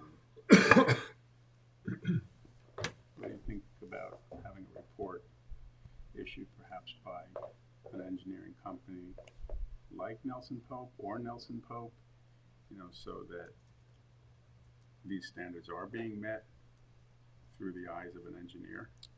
From a septic and sanitary standpoint? And surface runoff. Well- Stormwater runoff, there were a number of, The stormwater runoff was going to be reviewed by the planning board and their site plan engineers through the site plan review process. Yes. no, and that may be so, but then we might be waiting on our decision. I don't want this process to be redundant for the applicant, but we may want to wait to issue our approval until we review the planning board's review. Possibly the planning board is typically going to be the lead agency for secret purposes, but they typically wouldn't give a site plan approval for a use that doesn't have permission to operate on the site. Yeah, and it would guide us, because I'm trying to, I think I'm caught in a little bit of a proverbial catch-22. No, I mean, at least a couple of the elements that you're asking for assistance on and advice on are requirements for your consideration as part of the special exception use. So there's nothing wrong with asking for that. It may be duplicative of some work being done by the planning board, but it's part of your consideration. And as long as it's in the code and it's a standard, you certainly can ask for that now and have it done and run contemporaneously with what's going on at the planning board while the planning board addresses environmental factors through its lead agency status and its site plan review procedures. So nothing wrong to use that. And I'll also mention the exterior is being looked at by the planning board as far as site plan review. This board's jurisdiction in the special exception use is for the restaurant, which is an interior use. So questions about runoff for a special exception are about runoff related to a restaurant, not necessarily what's happening in site plan review, which is in the jurisdiction of a different board. Is there any problem with deferring until the planning board issues their report? Well, the planning board, and Alex, correct me if I'm wrong, but I think this is what I hear that you're saying. They are going to establish themselves as lead agency. So they are going to initially render a determination of environmental significance one way or another, but that they will not render a determination on the site plan until a special exception use permit has been approved by the zoning board. That's typical, yes. Okay. And they don't issue a report, they would issue site plan approval. Got it. And typically you wouldn't issue site plan approval for use that's not permitted. Gotcha. So it sounds as if you do nothing, nothing will happen. We're never asked for questions about interiors, so that this is the first time in 5 years that somebody has asked us to consider what's happening on the inside of a structure. So that, for me, feels very unfamiliar. All special exception uses are typically interior uses. For like when the board has a special exception use for residential, that's a use that takes place inside of a building, for just as an example. You also have a garden area, don't you? Yes. As part of this plan. Yes. So that's also part of our. But it's not part of the special exception use, is what I was trying to clarify earlier. That's permitted. Yeah, as and I of don't right. think I would be here to talk to you about the back of the building. That would be Right, that's what's being reviewed for site plan review and those exterior improvements, but that's not part of their special exception application. So It's just the restaurant use. if that's the case, I understand what you're saying. So this is only a portion of the building that's proposed to be used as a restaurant, and the exterior and the site improvements are not necessarily tied to the restaurant, but instead related to the overall development on the site. Correct. Those could happen without this board's approval Right. through the planning board. So when you review some of these elements, including adequate provisions will be made for the collection and disposal of stormwater runoff from the site and of sanitary sewage, refuse, or other waste, whether liquid, solid, gaseous, or other character, your review can simply be that, subject to approval by the planning board with respect to those elements, that it satisfies the standards. You don't have to do. That connects the Yeah, dots for me. yeah. And If that's the case, Right. you don't have to do it independently of the planning board. Okay, in the health department. I just didn't want to overlook our review of the criteria that you were suggesting. But otherwise, I mean, from the beginning, I mean, I have no problem with this being a restaurant. It's great, it's wonderful, it's great for the village. I'm just trying to comply with, or figure out who's guaranteeing compliance with all of the other Yeah, and standards. perhaps my letter should be revised to, to say the same thing, that, you know, that's something that the planning board will determine as opposed to saying. Sure. I mean, and this board could consider that as a condition, but it's also a requirement of law that it be reviewed by the planning board. Yeah, no, can we draft it that way, that Yes. our decision would be, and I don't want to speak for everybody, but our decision would be in favor of the use exception, but subject to planning board review of various criteria. You can, but before you do that, you may want to hear from anyone else who may want Yeah, to be heard on this application. Sure. okay. Do you have any other questions? No, my questions have been answered. Thank you. Thank you, very thorough. Is there anybody from the public who wishes to be heard? No? Okay, so I understand my task here, and I will, based on the board's discussion, I will draft for the board's consideration, if the board closes today, for the board's consideration at the next meeting, a decision consistent with the discussion that took place during the hearing. Thank you, Ed. Thank you so Brian. much. Do you have to move to close? Yeah, we'll move to close. So I'll move to close for all purposes. 22 Windmill? No, I'm sorry? not the we meeting, gotta just in finish. case. Oh, sorry. Case number 3176, 51 Hill Street LLC, 51-53 Hill Street. Can I have a second? Second. All in favor? Aye. And now we can move on to 22 Windmill Lane, 865 Merrick Holdings LLC, case number 3177.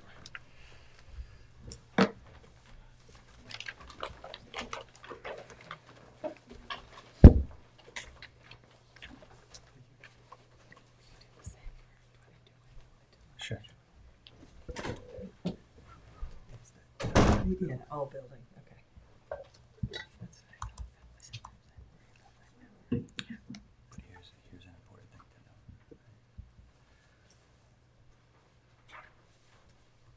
Just remember when you see the site plan, they do have a big right of way. Right, so everything is loaded to the north, and then it's gonna show parking.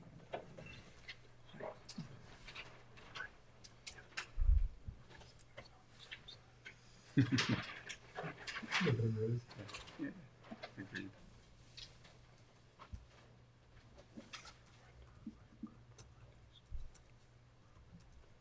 For the applicant, David Gilmartin Jr., Greenberg Chord, 2317 Montauk Highway, Bridgehampton. Just to orient the board, this is 22 Windmill, which I think stands out as a pretty blighted building.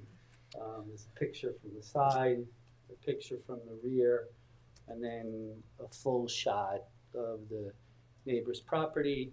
And then there was a notice about an unsafe structure, so nobody was allowed to go in. So we really know it's in a dilapidated condition. The application before you requests four variances so that we can develop the property. Has this been purchased by a new owner? I'm not sure when this owner purchased. Okay. Was not involved in the transaction. So currently there is a house, which is a house or building or falling down structure that actually is around a circa 1760. The mic. The mic's right there on the podium. Either one. Just move it down to your, yeah. Or you can put it on the table. Mr. Gilmartin, there's also one on the table that I think you can move over. So the existing structure surrounds a circa 1760 structure, which will be rehabilitated as part of this project. The site plan that was submitted to you shows that building here, which is going to be completely rehabbed, and then an additional building which will house offices, either medical or regular.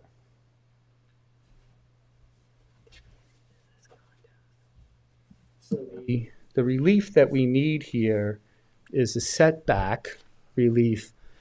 Any building in the Village Business District can be no further than 3 feet off the lot line.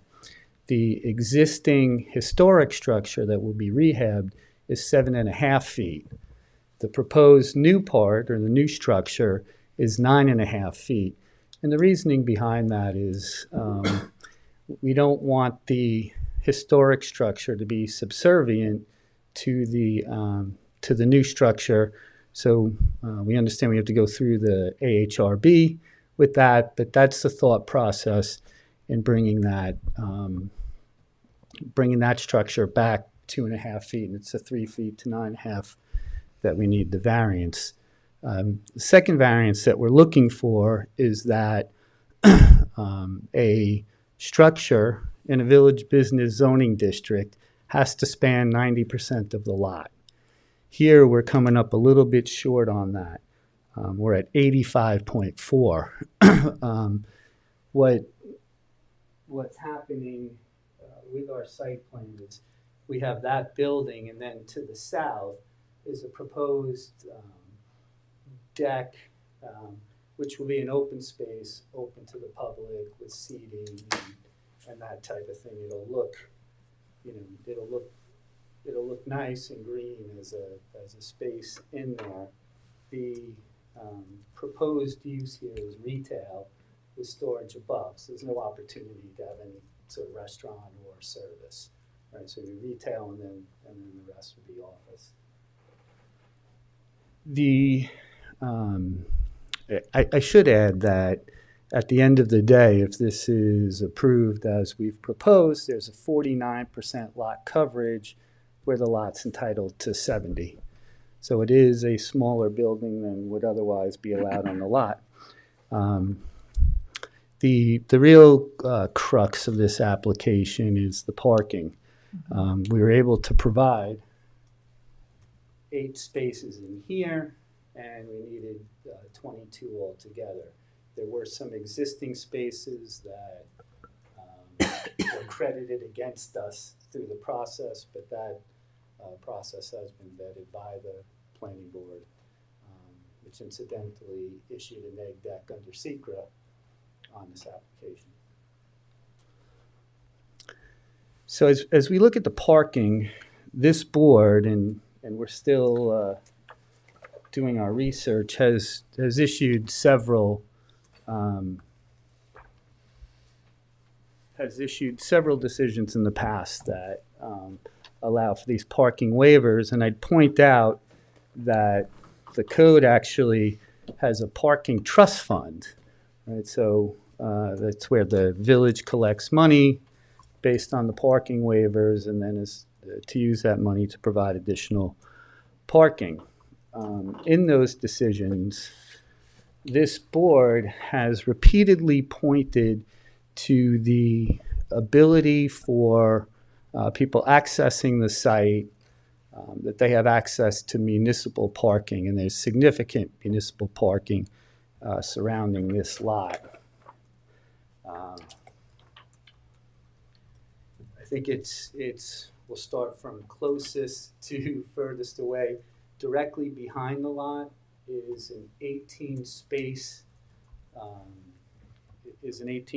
parking lot. If we look behind That 18-space parking lot is a municipal lot? it's a municipal lot, Okay. correct. Behind the Parish Art Museum, there's a significant, or the former Parish Art Museum. Okay. I saw your quizzical look. I'm old school, I guess. Next to the Rite Aid, there's a significant parking lot, and then we get parking up and down that portion of Windmill Lane. We have parking at Agawam, and I'm not sure, I did do some research on the movie theater, and the village did have a lease to provide parking there. I'm not sure if that lease still exists, but there is a significant amount of municipal parking around. So that's the relief required.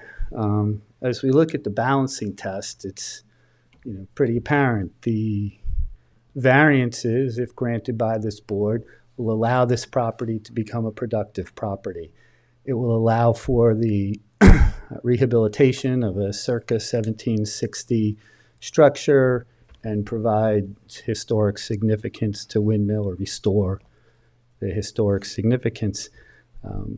Based on the blighted nature of the structure, it would seem that it's a benefit to the village that this get done, that there's a willing investor here. Character of the neighborhood, I think, is probably pretty clear. It's commercial, mostly. There's a municipal fire department across the street and stores up and down the street. The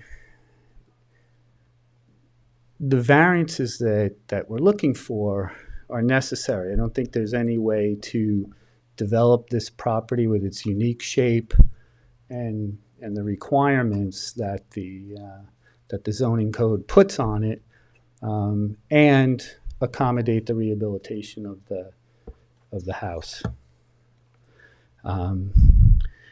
You know, the next factor, the third factor for you to consider, is whether the variance is substantial. And I've argued to you previously, and it holds true in New York State jurisprudence, that you don't just consider the number.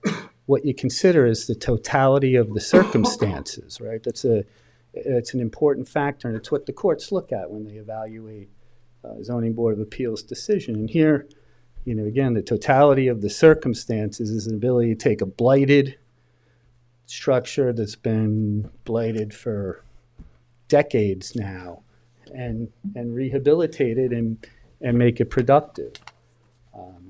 That, I believe, are the circumstances that would support your approval. With respect to the environmental impact, again, the Planning Board has adopted a negative declaration on this particular project, and we'll get you a copy of that when it's made available.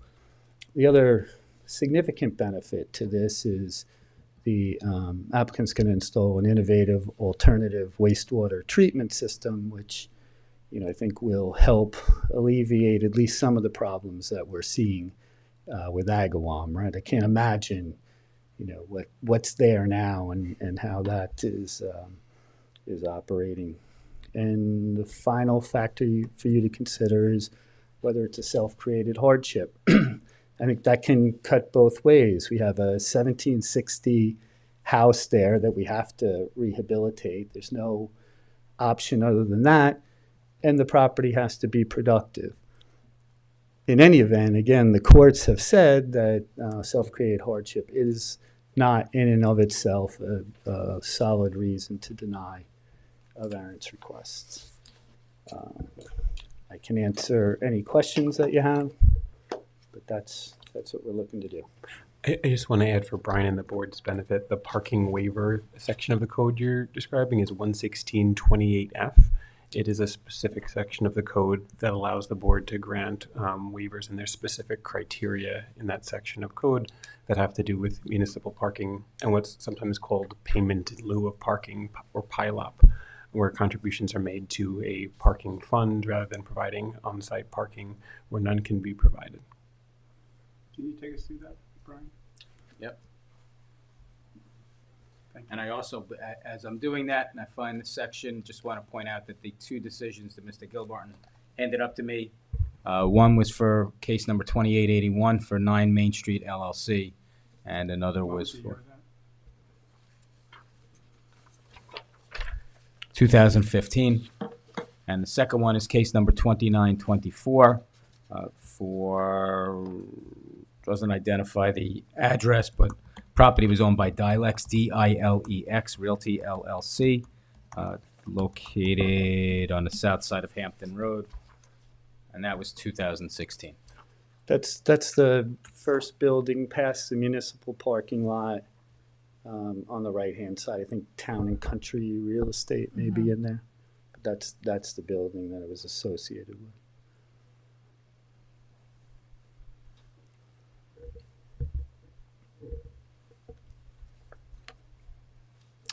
Okay, now I'm looking at the standards that the board reviews as part of the PILOP program, which creates a relief valve.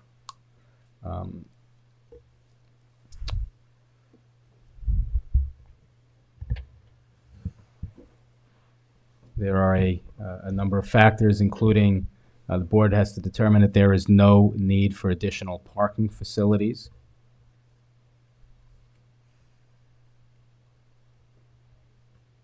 And I believe that's where there's municipal parking within 500 feet. Correct. And it applies to parking and loading, but I think we're just talking about parking here. Next consideration is that the board make a finding that a formal application of the parking requirements is infeasible because the lot has either too restricted an area or unusual dimensions, shape, or topographic character, and no other suitable and adequate lot can be reasonably put to such use within 500 feet of the property to which the parking spaces are accessory. The next consideration is a determination by the board that by reason of diminution in number of dwelling units or residents or in floor area, seating capacity or area, number of employees, or change in other factors determining the demand for such spaces, the proposed reduction in available spaces will be consistent with the requirements of sections 116-14C, D, and E.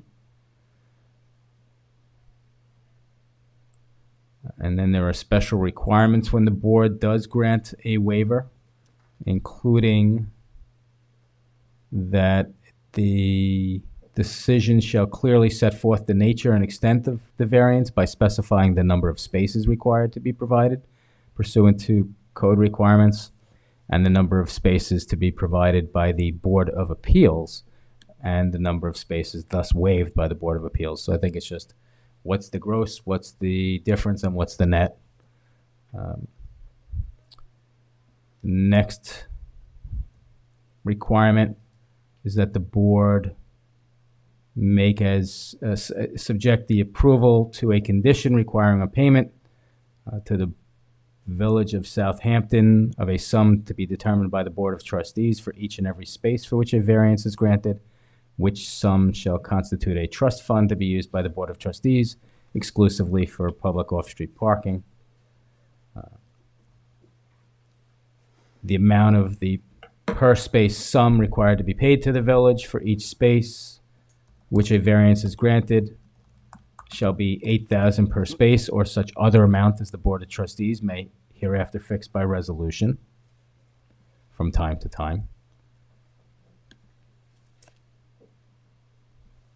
And then it says, go back and forth on this one, there are a number of subsections. The provisions of F4, A, B, and C, which I'll get to in a second, shall not apply in a case where the Board of Appeals grants a variance pursuant to the provisions of subsection F1. So F4, A, B, and C are the special requirements that are referred to, clearly setting forth the number of spaces required, the payment in lieu, and the reference to the amount of the cost, that's C, $8,000 per space, don't apply where the board grants a variance of F1, which is where the municipality owns or operates a parking area within 500 feet of the lot, and where the Board of Appeals determines that there is no need for additional facilities. So I think as I read that latter section is where there is alternative parking available and the other factors are in play, the board makes those other determinations. I don't believe that there is a payment to be made in lieu. Am I reading that correctly, Alex? I'm just looking at this for the first time, so. Understood. Yeah, I'm trying to understand how that section relates to the sections above.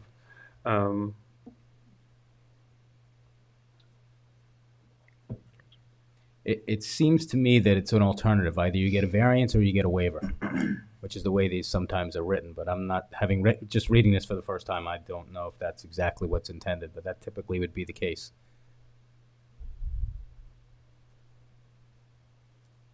And I think that's it with respect to the standards for the pilot. And by way of background, I can just offer that a lot of municipalities offer this in downtown areas where you do have village-sized lots that are where it's typically not feasible to have on-street parking on each lot that you might have in a more suburban setting, where you do have collective shared parking between uses.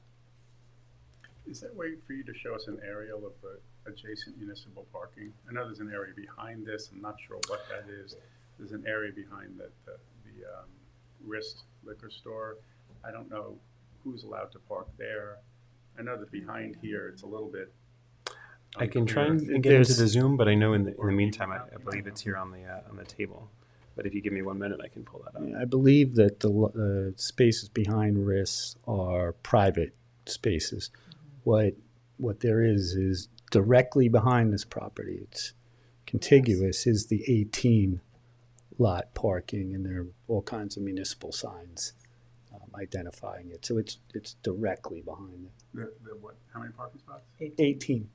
Yeah, that's what I wanted to see. Which one is the 18? It's like down, you drive through it, right? It's immediately east. yeah, Right. if you Yes, you have drive- to drive through it to exit the property if you're going that way. I believe it's one way headed back towards the parking lot. So it's something that you end up going through. Alex, it's directly east of 22 Windmill.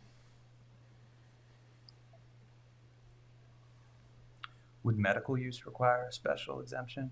No. No.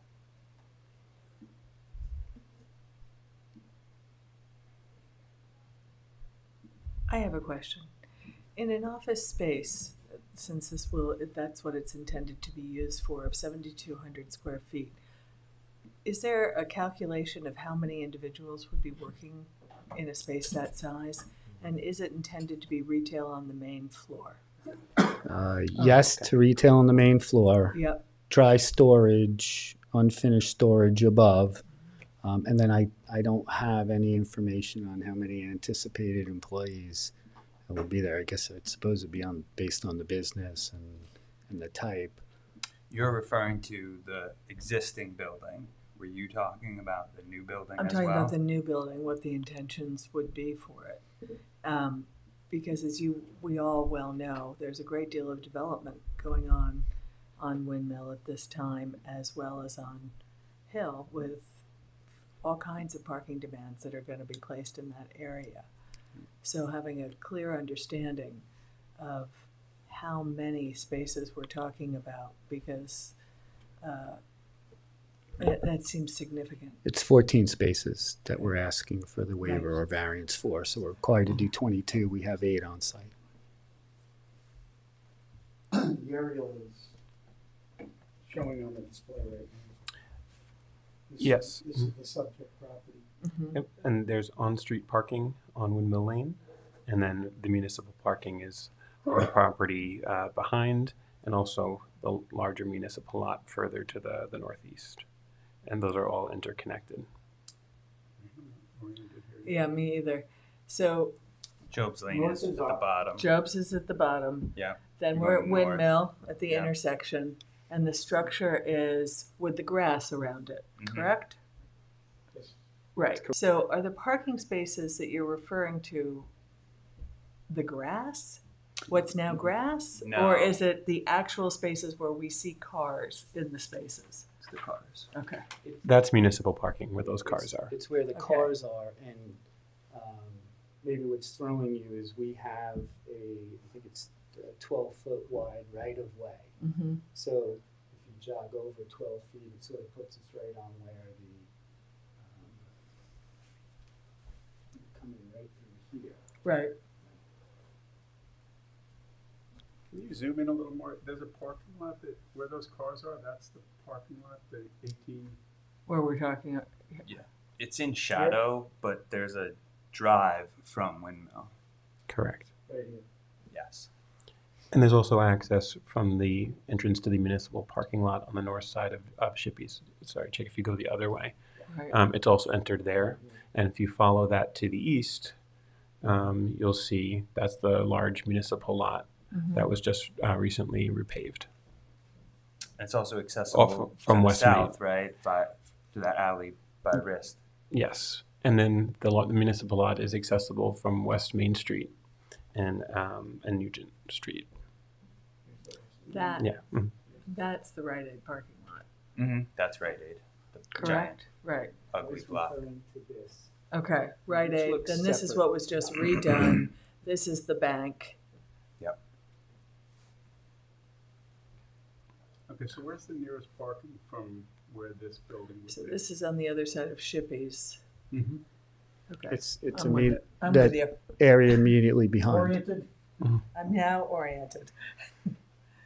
So it's that 18 parking space lot right behind. Mm-hmm. Along with the others that aren't far away, including the Agawam. You mean around the lake or? Well, there's Behind, the one like, behind downtown. Job's Lane. Okay. That's a little inconvenient for us. Not when you're counting your steps.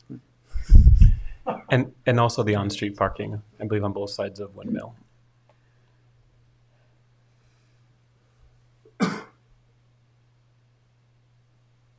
So how do we know, I mean, I understand the structure is going to be constructed, but how do we know it's a medical facility or what the building is actually used for? Do you have tenants? Is this? I don't know whether there are tenants, present tenants. I think we have a process to get through, so I'm not sure that we would have signed leases, but it's going to be office or medical office is the intended use, but it will have to put a permitted use in there. Right. So you can rest assured it'll be a permitted use. Okay, so it's offices, everybody's saying medical offices, but it could be any office. It could. Okay. Yeah. And then what's the retail? That's on That- Windmill? That's on Windmill, and it'll be housed in the old structure, which has a 800 square foot floor, and then the second story is 800 square feet. But that's going to be dry storage. The second floor. Yes. Just trying to assess the parking needs. So for me, the More parking recent image. waiver, Rooney, is an easy yes. I think the parking requirements for all of the downtown area should probably get looked at. My question is about, well, the truck loading space, is that going to have any impact in the day-to-day, how they operate, if it's like medical facility and things are coming in and out? We're asking for a waiver. We can't fit it Yeah. either way. I mean, I think there's the opportunity to get close to the building. I don't think medical supplies, if it is a medical office use, are sort of heavy machinery type of thing. I get it. But it's not necessarily gonna be medical, I mean, it could be anything. I think that probably a very small percentage of the commercial properties on Windmill, Nugent, Jobs, and Maine actually have truck loading spots. I think like the core of the village commercial district, which I consider that 4 square blocks, if every building had parking requirements, the fabric of the village would be gone, right? So to me, in light of all the other parking, and as someone who counts their steps, it's totally fine for me. The number 3 the request for the front yard setback, what may be helpful for me, Ernie, is if there was a exterior elevation of what that looked like. And then also just wondering, the deck, talk to me about that a little more, because I could give or take that deck, right? If that was just to get you to 85% versus 90%, I don't think you need it. Right. The decking is over our. Now, Mr. Wisnowski's here, and he can speak probably a little bit better than I can. But it's what covers our septic system, the Right. tanks. So I think that's the thought process behind it. Yeah, it was that we had something. It was a space, and that was the thought with it, to try and make it an open public space. I think if you look at Shippey's, they have a nice green space in Right. between their building and rotations, and I think it sort of bookends it in a pretty nice way. There's going to be steps up to it. And it's, Right, yeah. yeah. All Although right. Shippies just let us know that they're going to be removing that. Their intention is to close it and close all of that space, so that will not exist. There goes the in future. bookend. Right, I guess we'll be one end, and And if they do, they'll be back before this board asking likely for a similar parking waiver. Yep. And with provisions going in on the corner of Windmill and Hill, it's a lot that's happening all at once in one space. Yeah, it's an odd spot for provisions, for sure. They're going to have problems there. But, you know, this is its own application. the only elevation I have is a side elevation, which isn't good, but I'll get you the current elevations That'd that be we cool. have. Yeah. And Luke, to your question, and I think it was mentioned before, this did go before the Architectural Review Board, and one of their requests was that any addition be set back far enough from the facade of the historic building, because part of their charge is that additions be subservient. So that's, that's part of what's driving this. I definitely get that, and I feel like that's the right way to go, probably. I just want to see it. So it did go before the ARB already. I believe it's pending before them. Are you required to save that building? No, it's I say that because there's been a lot of debate over whether it's worth saving. I mean, I'll say two things to that. One, I looked in the window and I couldn't tell where the old building started, and then I was at the edge of the new one trying to see inside, and I couldn't tell where that wall was. The second thing, I was fortunate to work on the Topping Rose house. Sure. And as we went through that process, the architect in that said, when you go out and you try and rehab an old structure, you get 3 bids. Add them together, and that's what you're going to pay. Right. So so there is, I think there's a significant investment in this, and the property owner has indicated a willingness.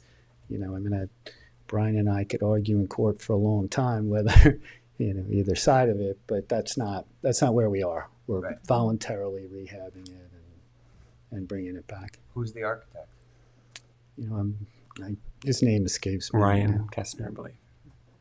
Thank you. You're welcome. I'm covering for Liz Vale tonight, so I'm not Got as, it. What did you say? My concern is more of a planning issue, and that's where I really need your advice on this.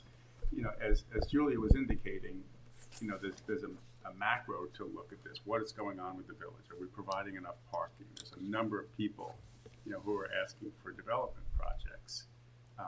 So, what's your advice on, from a planning perspective, are we creating a problem here? Sure, we want the building, rehabilitated or something to be done with it. At the same time, from being on this board, I kept hearing about other office space that couldn't find tenants. We had a few of those cases. We had a case where there were 2 in particular I can think of, where the applicant came in and said, we need to convert our office space to residential because we can't find a tenant. We don't have, and they asked the board to convert from office to residential. Here you have somebody who's creating more office space when it seems like there's, I don't know statistically if this is true, but it seems like from listening to applicants that there's plenty of office space out there and that we have too much and that they can't rent it. So I'm just, from a planning point of view, I'm not sure what to do. Okay? There's many things about this that are wonderful, but I just don't know from a planning point of view what we're doing, and I need some guidance. So the last point about office space, it's really a supply and demand question. The use is a permitted use, so that's really not something that's going to fall within the jurisdiction of this board, except as it relates to the parking requirement. It's the retail use, an office use and a retail use have the same parking requirement. So for the parking standpoint, that doesn't really make such a difference. The applicant feels, I'm sure, that they can find a tenant for this, and if they want to go in a different direction. I didn't mean to go in that direction. No, What I meant to say is you have a law on the books Okay, are we saying that the law is unnecessary because there's municipal parking? Should the law be changed so that when you're adjacent to municipal parking, you're not required to have, 22 spaces and you're only requiring 8? Because when I apply our 5-point test, it's a close one. Okay, it's a substantial request, and there might be alternatives. You know? It's a fair question. So parking requirements in general, as they're written in our code and normal municipalities, are typically based on very suburban style development. I think, as Luke mentioned, if every property had enough parking on site, we wouldn't have a village. You'd have a strip mall or a shopping mall. There's probably no building in all of the downtown, including the one we're sitting in, that provides on-site parking for it. They all use their share of municipal parking. I think that's an inherent problem in all zoning codes, and the way that a lot of municipalities address that, including ours, is by including an option for payment in lieu of parking, where there's specific criteria that council went through about when you would grant a waiver when you're in close proximity to municipal parking, where you pay into a municipal parking fund to improve municipal parking rather than providing parking on site. So I know there's multiple applications and talk of multiple applications.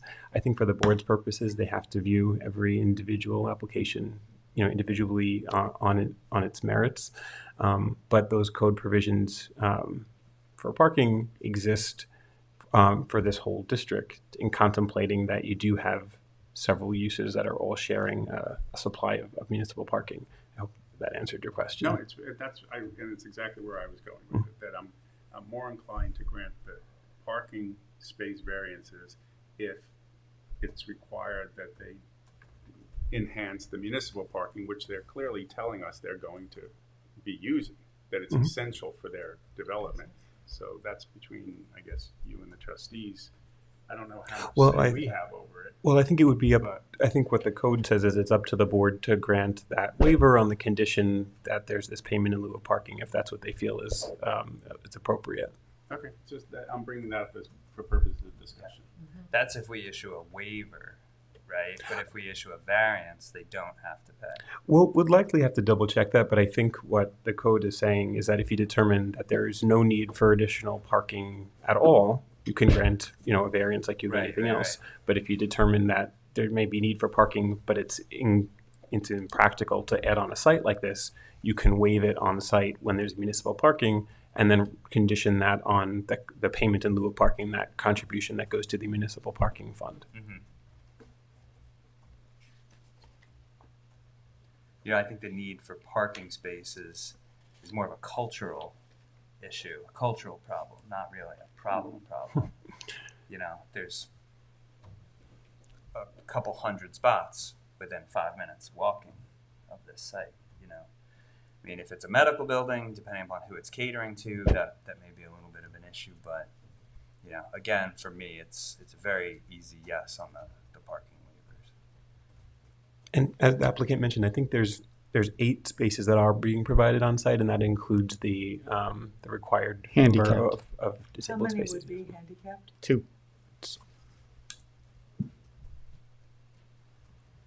And that's the obligation?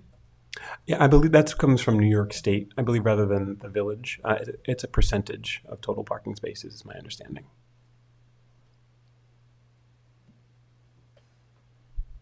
I think the requirement is 1 for every 25, if I recall, but it may be different depending on this kind of case. Yeah, the village planning board required 2. 1 was required by New York State code, but the village planning board required 2 in their review. Richard Wisnowski, the Rainer Group, 860 Montauk Highway. Sorry. And I believe it was also mentioned this is pending the planning board as well with site plan review. They've taken the lead agency, they've issued the SECRA determination, and one of the things the input they're waiting for is confirmation about variance and or waiver of parking spaces as they proceed through that process. And then we have to get approval from the HRB, so we'll be in this for a little while. Does anybody from the public wish to be heard? Rick. Rick, the space rotation. So we need you to come to the microphone. Rick Laspisa, rotations 32 Windmill Lane. This is probably irrelevant maybe to today's program, but I'm just wondering, with the increase of square footage, the proposed building that they're proposing. I guess in the village you have a 0 lot line variance. So I'm trying to figure out if they're going to build right against my building, how am I going to maintain the side of my building? I know that I have some cracks I need to take care of now in the stucco and the brick. There's a couple of windows there. Do I have to block up the windows, and 10, 15, 20 years down the road, what happens if I need to maintain it? Nobody's going to fit in between the building. Nothing's going to fit in between the building. So I'm just kind of curious. Yeah, if there's existing windows, isn't the neighbor mandated to provide light wells? That may be a site planning question. For the zoning purposes, the Village Business District does not have a side yard requirement because you do have buildings that do abut one another that is permitted. Sure, yeah. This is a proposed building, though it's not pre-existing, proposing to put one right up against mine. And that's a legal thing they can do, I suppose. Well, there should probably be a neighborly effort to not block your windows. Yeah, I'm more concerned. I'm more concerned about maintenance. If there's a structural issue with my building or something later on down the road. But doesn't Board here say that they're not going to use the entire frontage? I think It's the back section. Oh. The whole It's on the back north. is wide open now, and so the proposed building goes all the way to the back.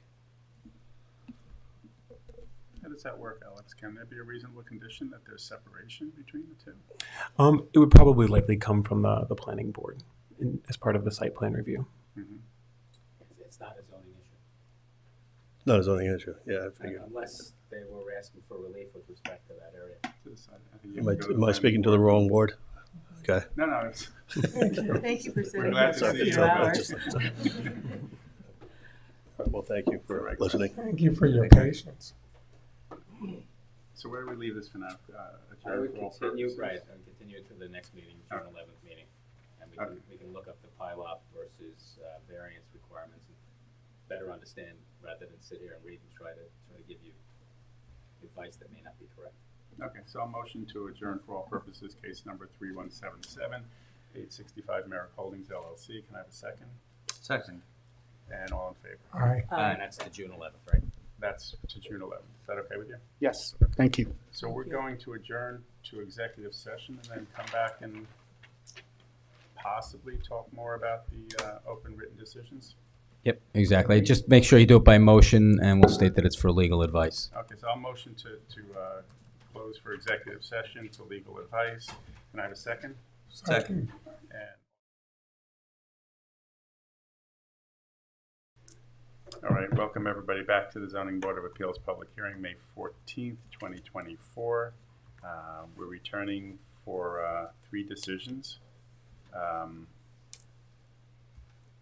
Case number 3144, Stephen Hickey, 1377 Meadow Lane. Do you want to guide us, Brian, on where we stand there? Sure.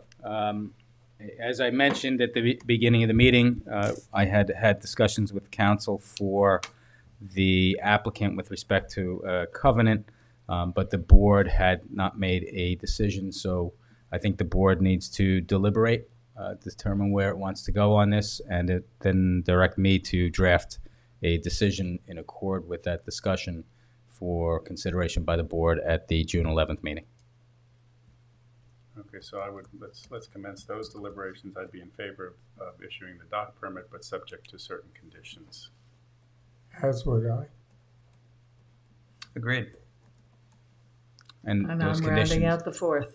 Okay, those conditions would include a covenant and other standard conditions. A covenant to be recorded Right.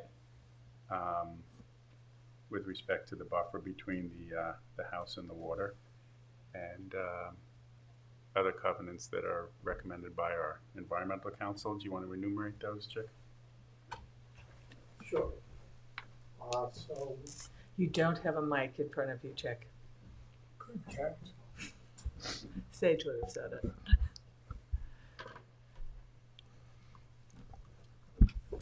I think the buffer one is clear, but just for increased clarity, it's to ensure protection of the proposed buffers, including the wetland buffer and landscape plantings installed in accordance with the planting plan that was part of the 2009 permit.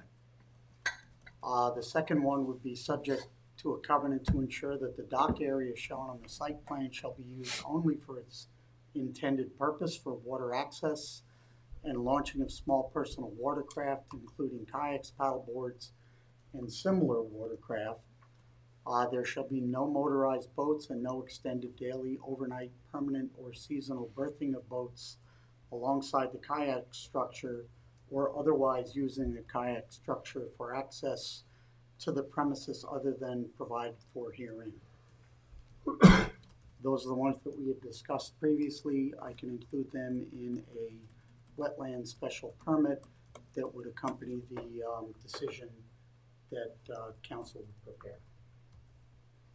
And the rest would be standard conditions referencing the reasons supporting the issuance of the permit, as well as identification of all of the plans that the board has reviewed and is in agreement with.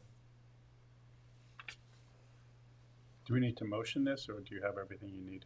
I have, assuming the board is on board with those recommendations, I will incorporate that into the decision. Sounds good to me. Yes. We're all in agreement. Yes, we're all in agreement. All in. Okay. Thank you, Mr. Chairman. And then we can move on to case number 3147, 64 Down East. I'm gonna refuse. Call me in. Tom Kempner is recused, and we can commence a discussion.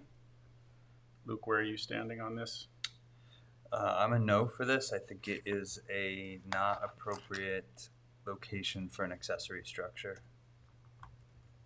I think the detriment to the neighborhood far outweighs the benefit to the applicant.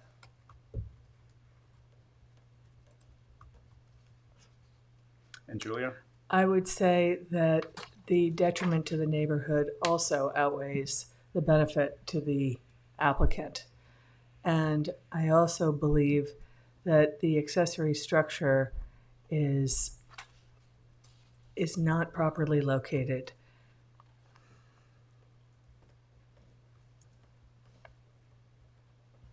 Okay, I think I would have been a yes on case number 3147, but we're not going to have enough votes with the recusal. So it looks like we're directing a denial. No, right now it's 2-1 based on what I'm hearing, and that's not enough for a denial decision at this point. I think you need to have the last board member who could vote on this, Joyce, available for discussion. If she votes against it, then yes, I can draft a denial. If she votes for it, it's effectively a denial by having a 2-2 vote, but it wouldn't be by draft. There's no decision for a board to adopt because you'd need 3 votes in favor to adopt any motion, including Right. denial. So aren't we 3, but I did vote. And you voted in the affirmative. Right. And Right, Luke so and I voted in so the it's negative. right. It's exactly. You have 2 board members who were All the votes need against to the be the application same. and 1 in favor. So that wouldn't be sufficient to have a vote. You need 3 board members to be able to vote on anything. Right, but And all 3 had to be the same. It had to be the Right. majority Exactly. of the board. 3 and all 3 out exactly. of the 5 of us, even with Mr. Okay. Kempner's recusal, Right. they still needed 3 votes, all the same. okay. I wish we had Joyce here tonight. Me too. Can we call her? Well, No. she didn't hear any of this evening's That's true. conversation. But she'll have a chance to see the tape. Good for her. It's going to be exciting. So we are going to then discuss case number 3166, Stephen Klinsky, 325 Cooper's Neck Lane. So on this, I had distributed a decision to the board with regard to the application. I believe the board also has a wetlands permit conditions proposed by Chick. If the board is in favor of the decision that I circulated and those conditions, the board can so adopt. And this similarly has conditions of a covenant being required as well. Do you want to enumerate the conditions that were Sure. required? So you do have a draft wetland special permit. It was sent for the April 25th meeting, but I'll update that date and send it to the building department. It identifies the project description and the background based on the applicant's request, that it is a type 2 action under seeker. Goes through the standards for issuance of a wetlands permit, and there are 5 different supporting factors that have been identified as part of that permit. The special conditions identify the plans that we received from the architect that this board has reviewed, as well as standard conditions for noise, construction activities, debris, and protection of the village roadways, and a proposed covenant to ensure protection of the existing and proposed wetlands and buffers on the property. That buffer should be mapped and staked in the field to identify its location, and a fence, which could be a low fence, provided to clearly delineate the location of the buffer. I'm going to make one change when I resend this to the building department, but this currently says final covenant language shall be satisfactory to the village attorney. I'll add village attorney to the zoning board of appeals and run with the land as a condition of the permit. That's the draft permit you have before you today. Mm-hmm. Brian, what do you need from us? Just need a vote. Vote. Okay, so I'll motion to approve the wetlands permit for case number 3166, 325 Cooper's Neck Lane, subject to the conditions enumerated. Can I have a second? You want to include and add to that vote the grant of the variances in the wetland permit, Okay, now he has to say. Yeah. not just the wetlands There are, permit. there Okay, are good, and the variances variances. as well. Yeah, I was trying to, okay, and I'll also motion Brian, to can you approve say the. what we're voting on? I don't. Okay, don't. So we'll motion to approve the variances requested in case number 3166, 325 Cooper's Neck Lane, as well as the wetlands permit. Can I have a second? Second. And all in favor? Aye. Aye. Motion carries. The motion carries. And now we can close the meeting? And Brian and Chick, you'll send copies of those so I can have them printed and so the chair can sign them? I am sending over to you right now the variance decision. Okay, great. And Chick, you'll update that permit? Yes, Great. And as long as there's a place for the chair to sign at the yes, end. I have that. on the Excellent. Thank you. standard that we have agreed upon. Okay, so we'll motion to close the public hearing May 14th, 2024. Can I have a second? Second. And all in favor? Aye. Yes, I'm gonna file it with the clerk, and then you'll get a copy.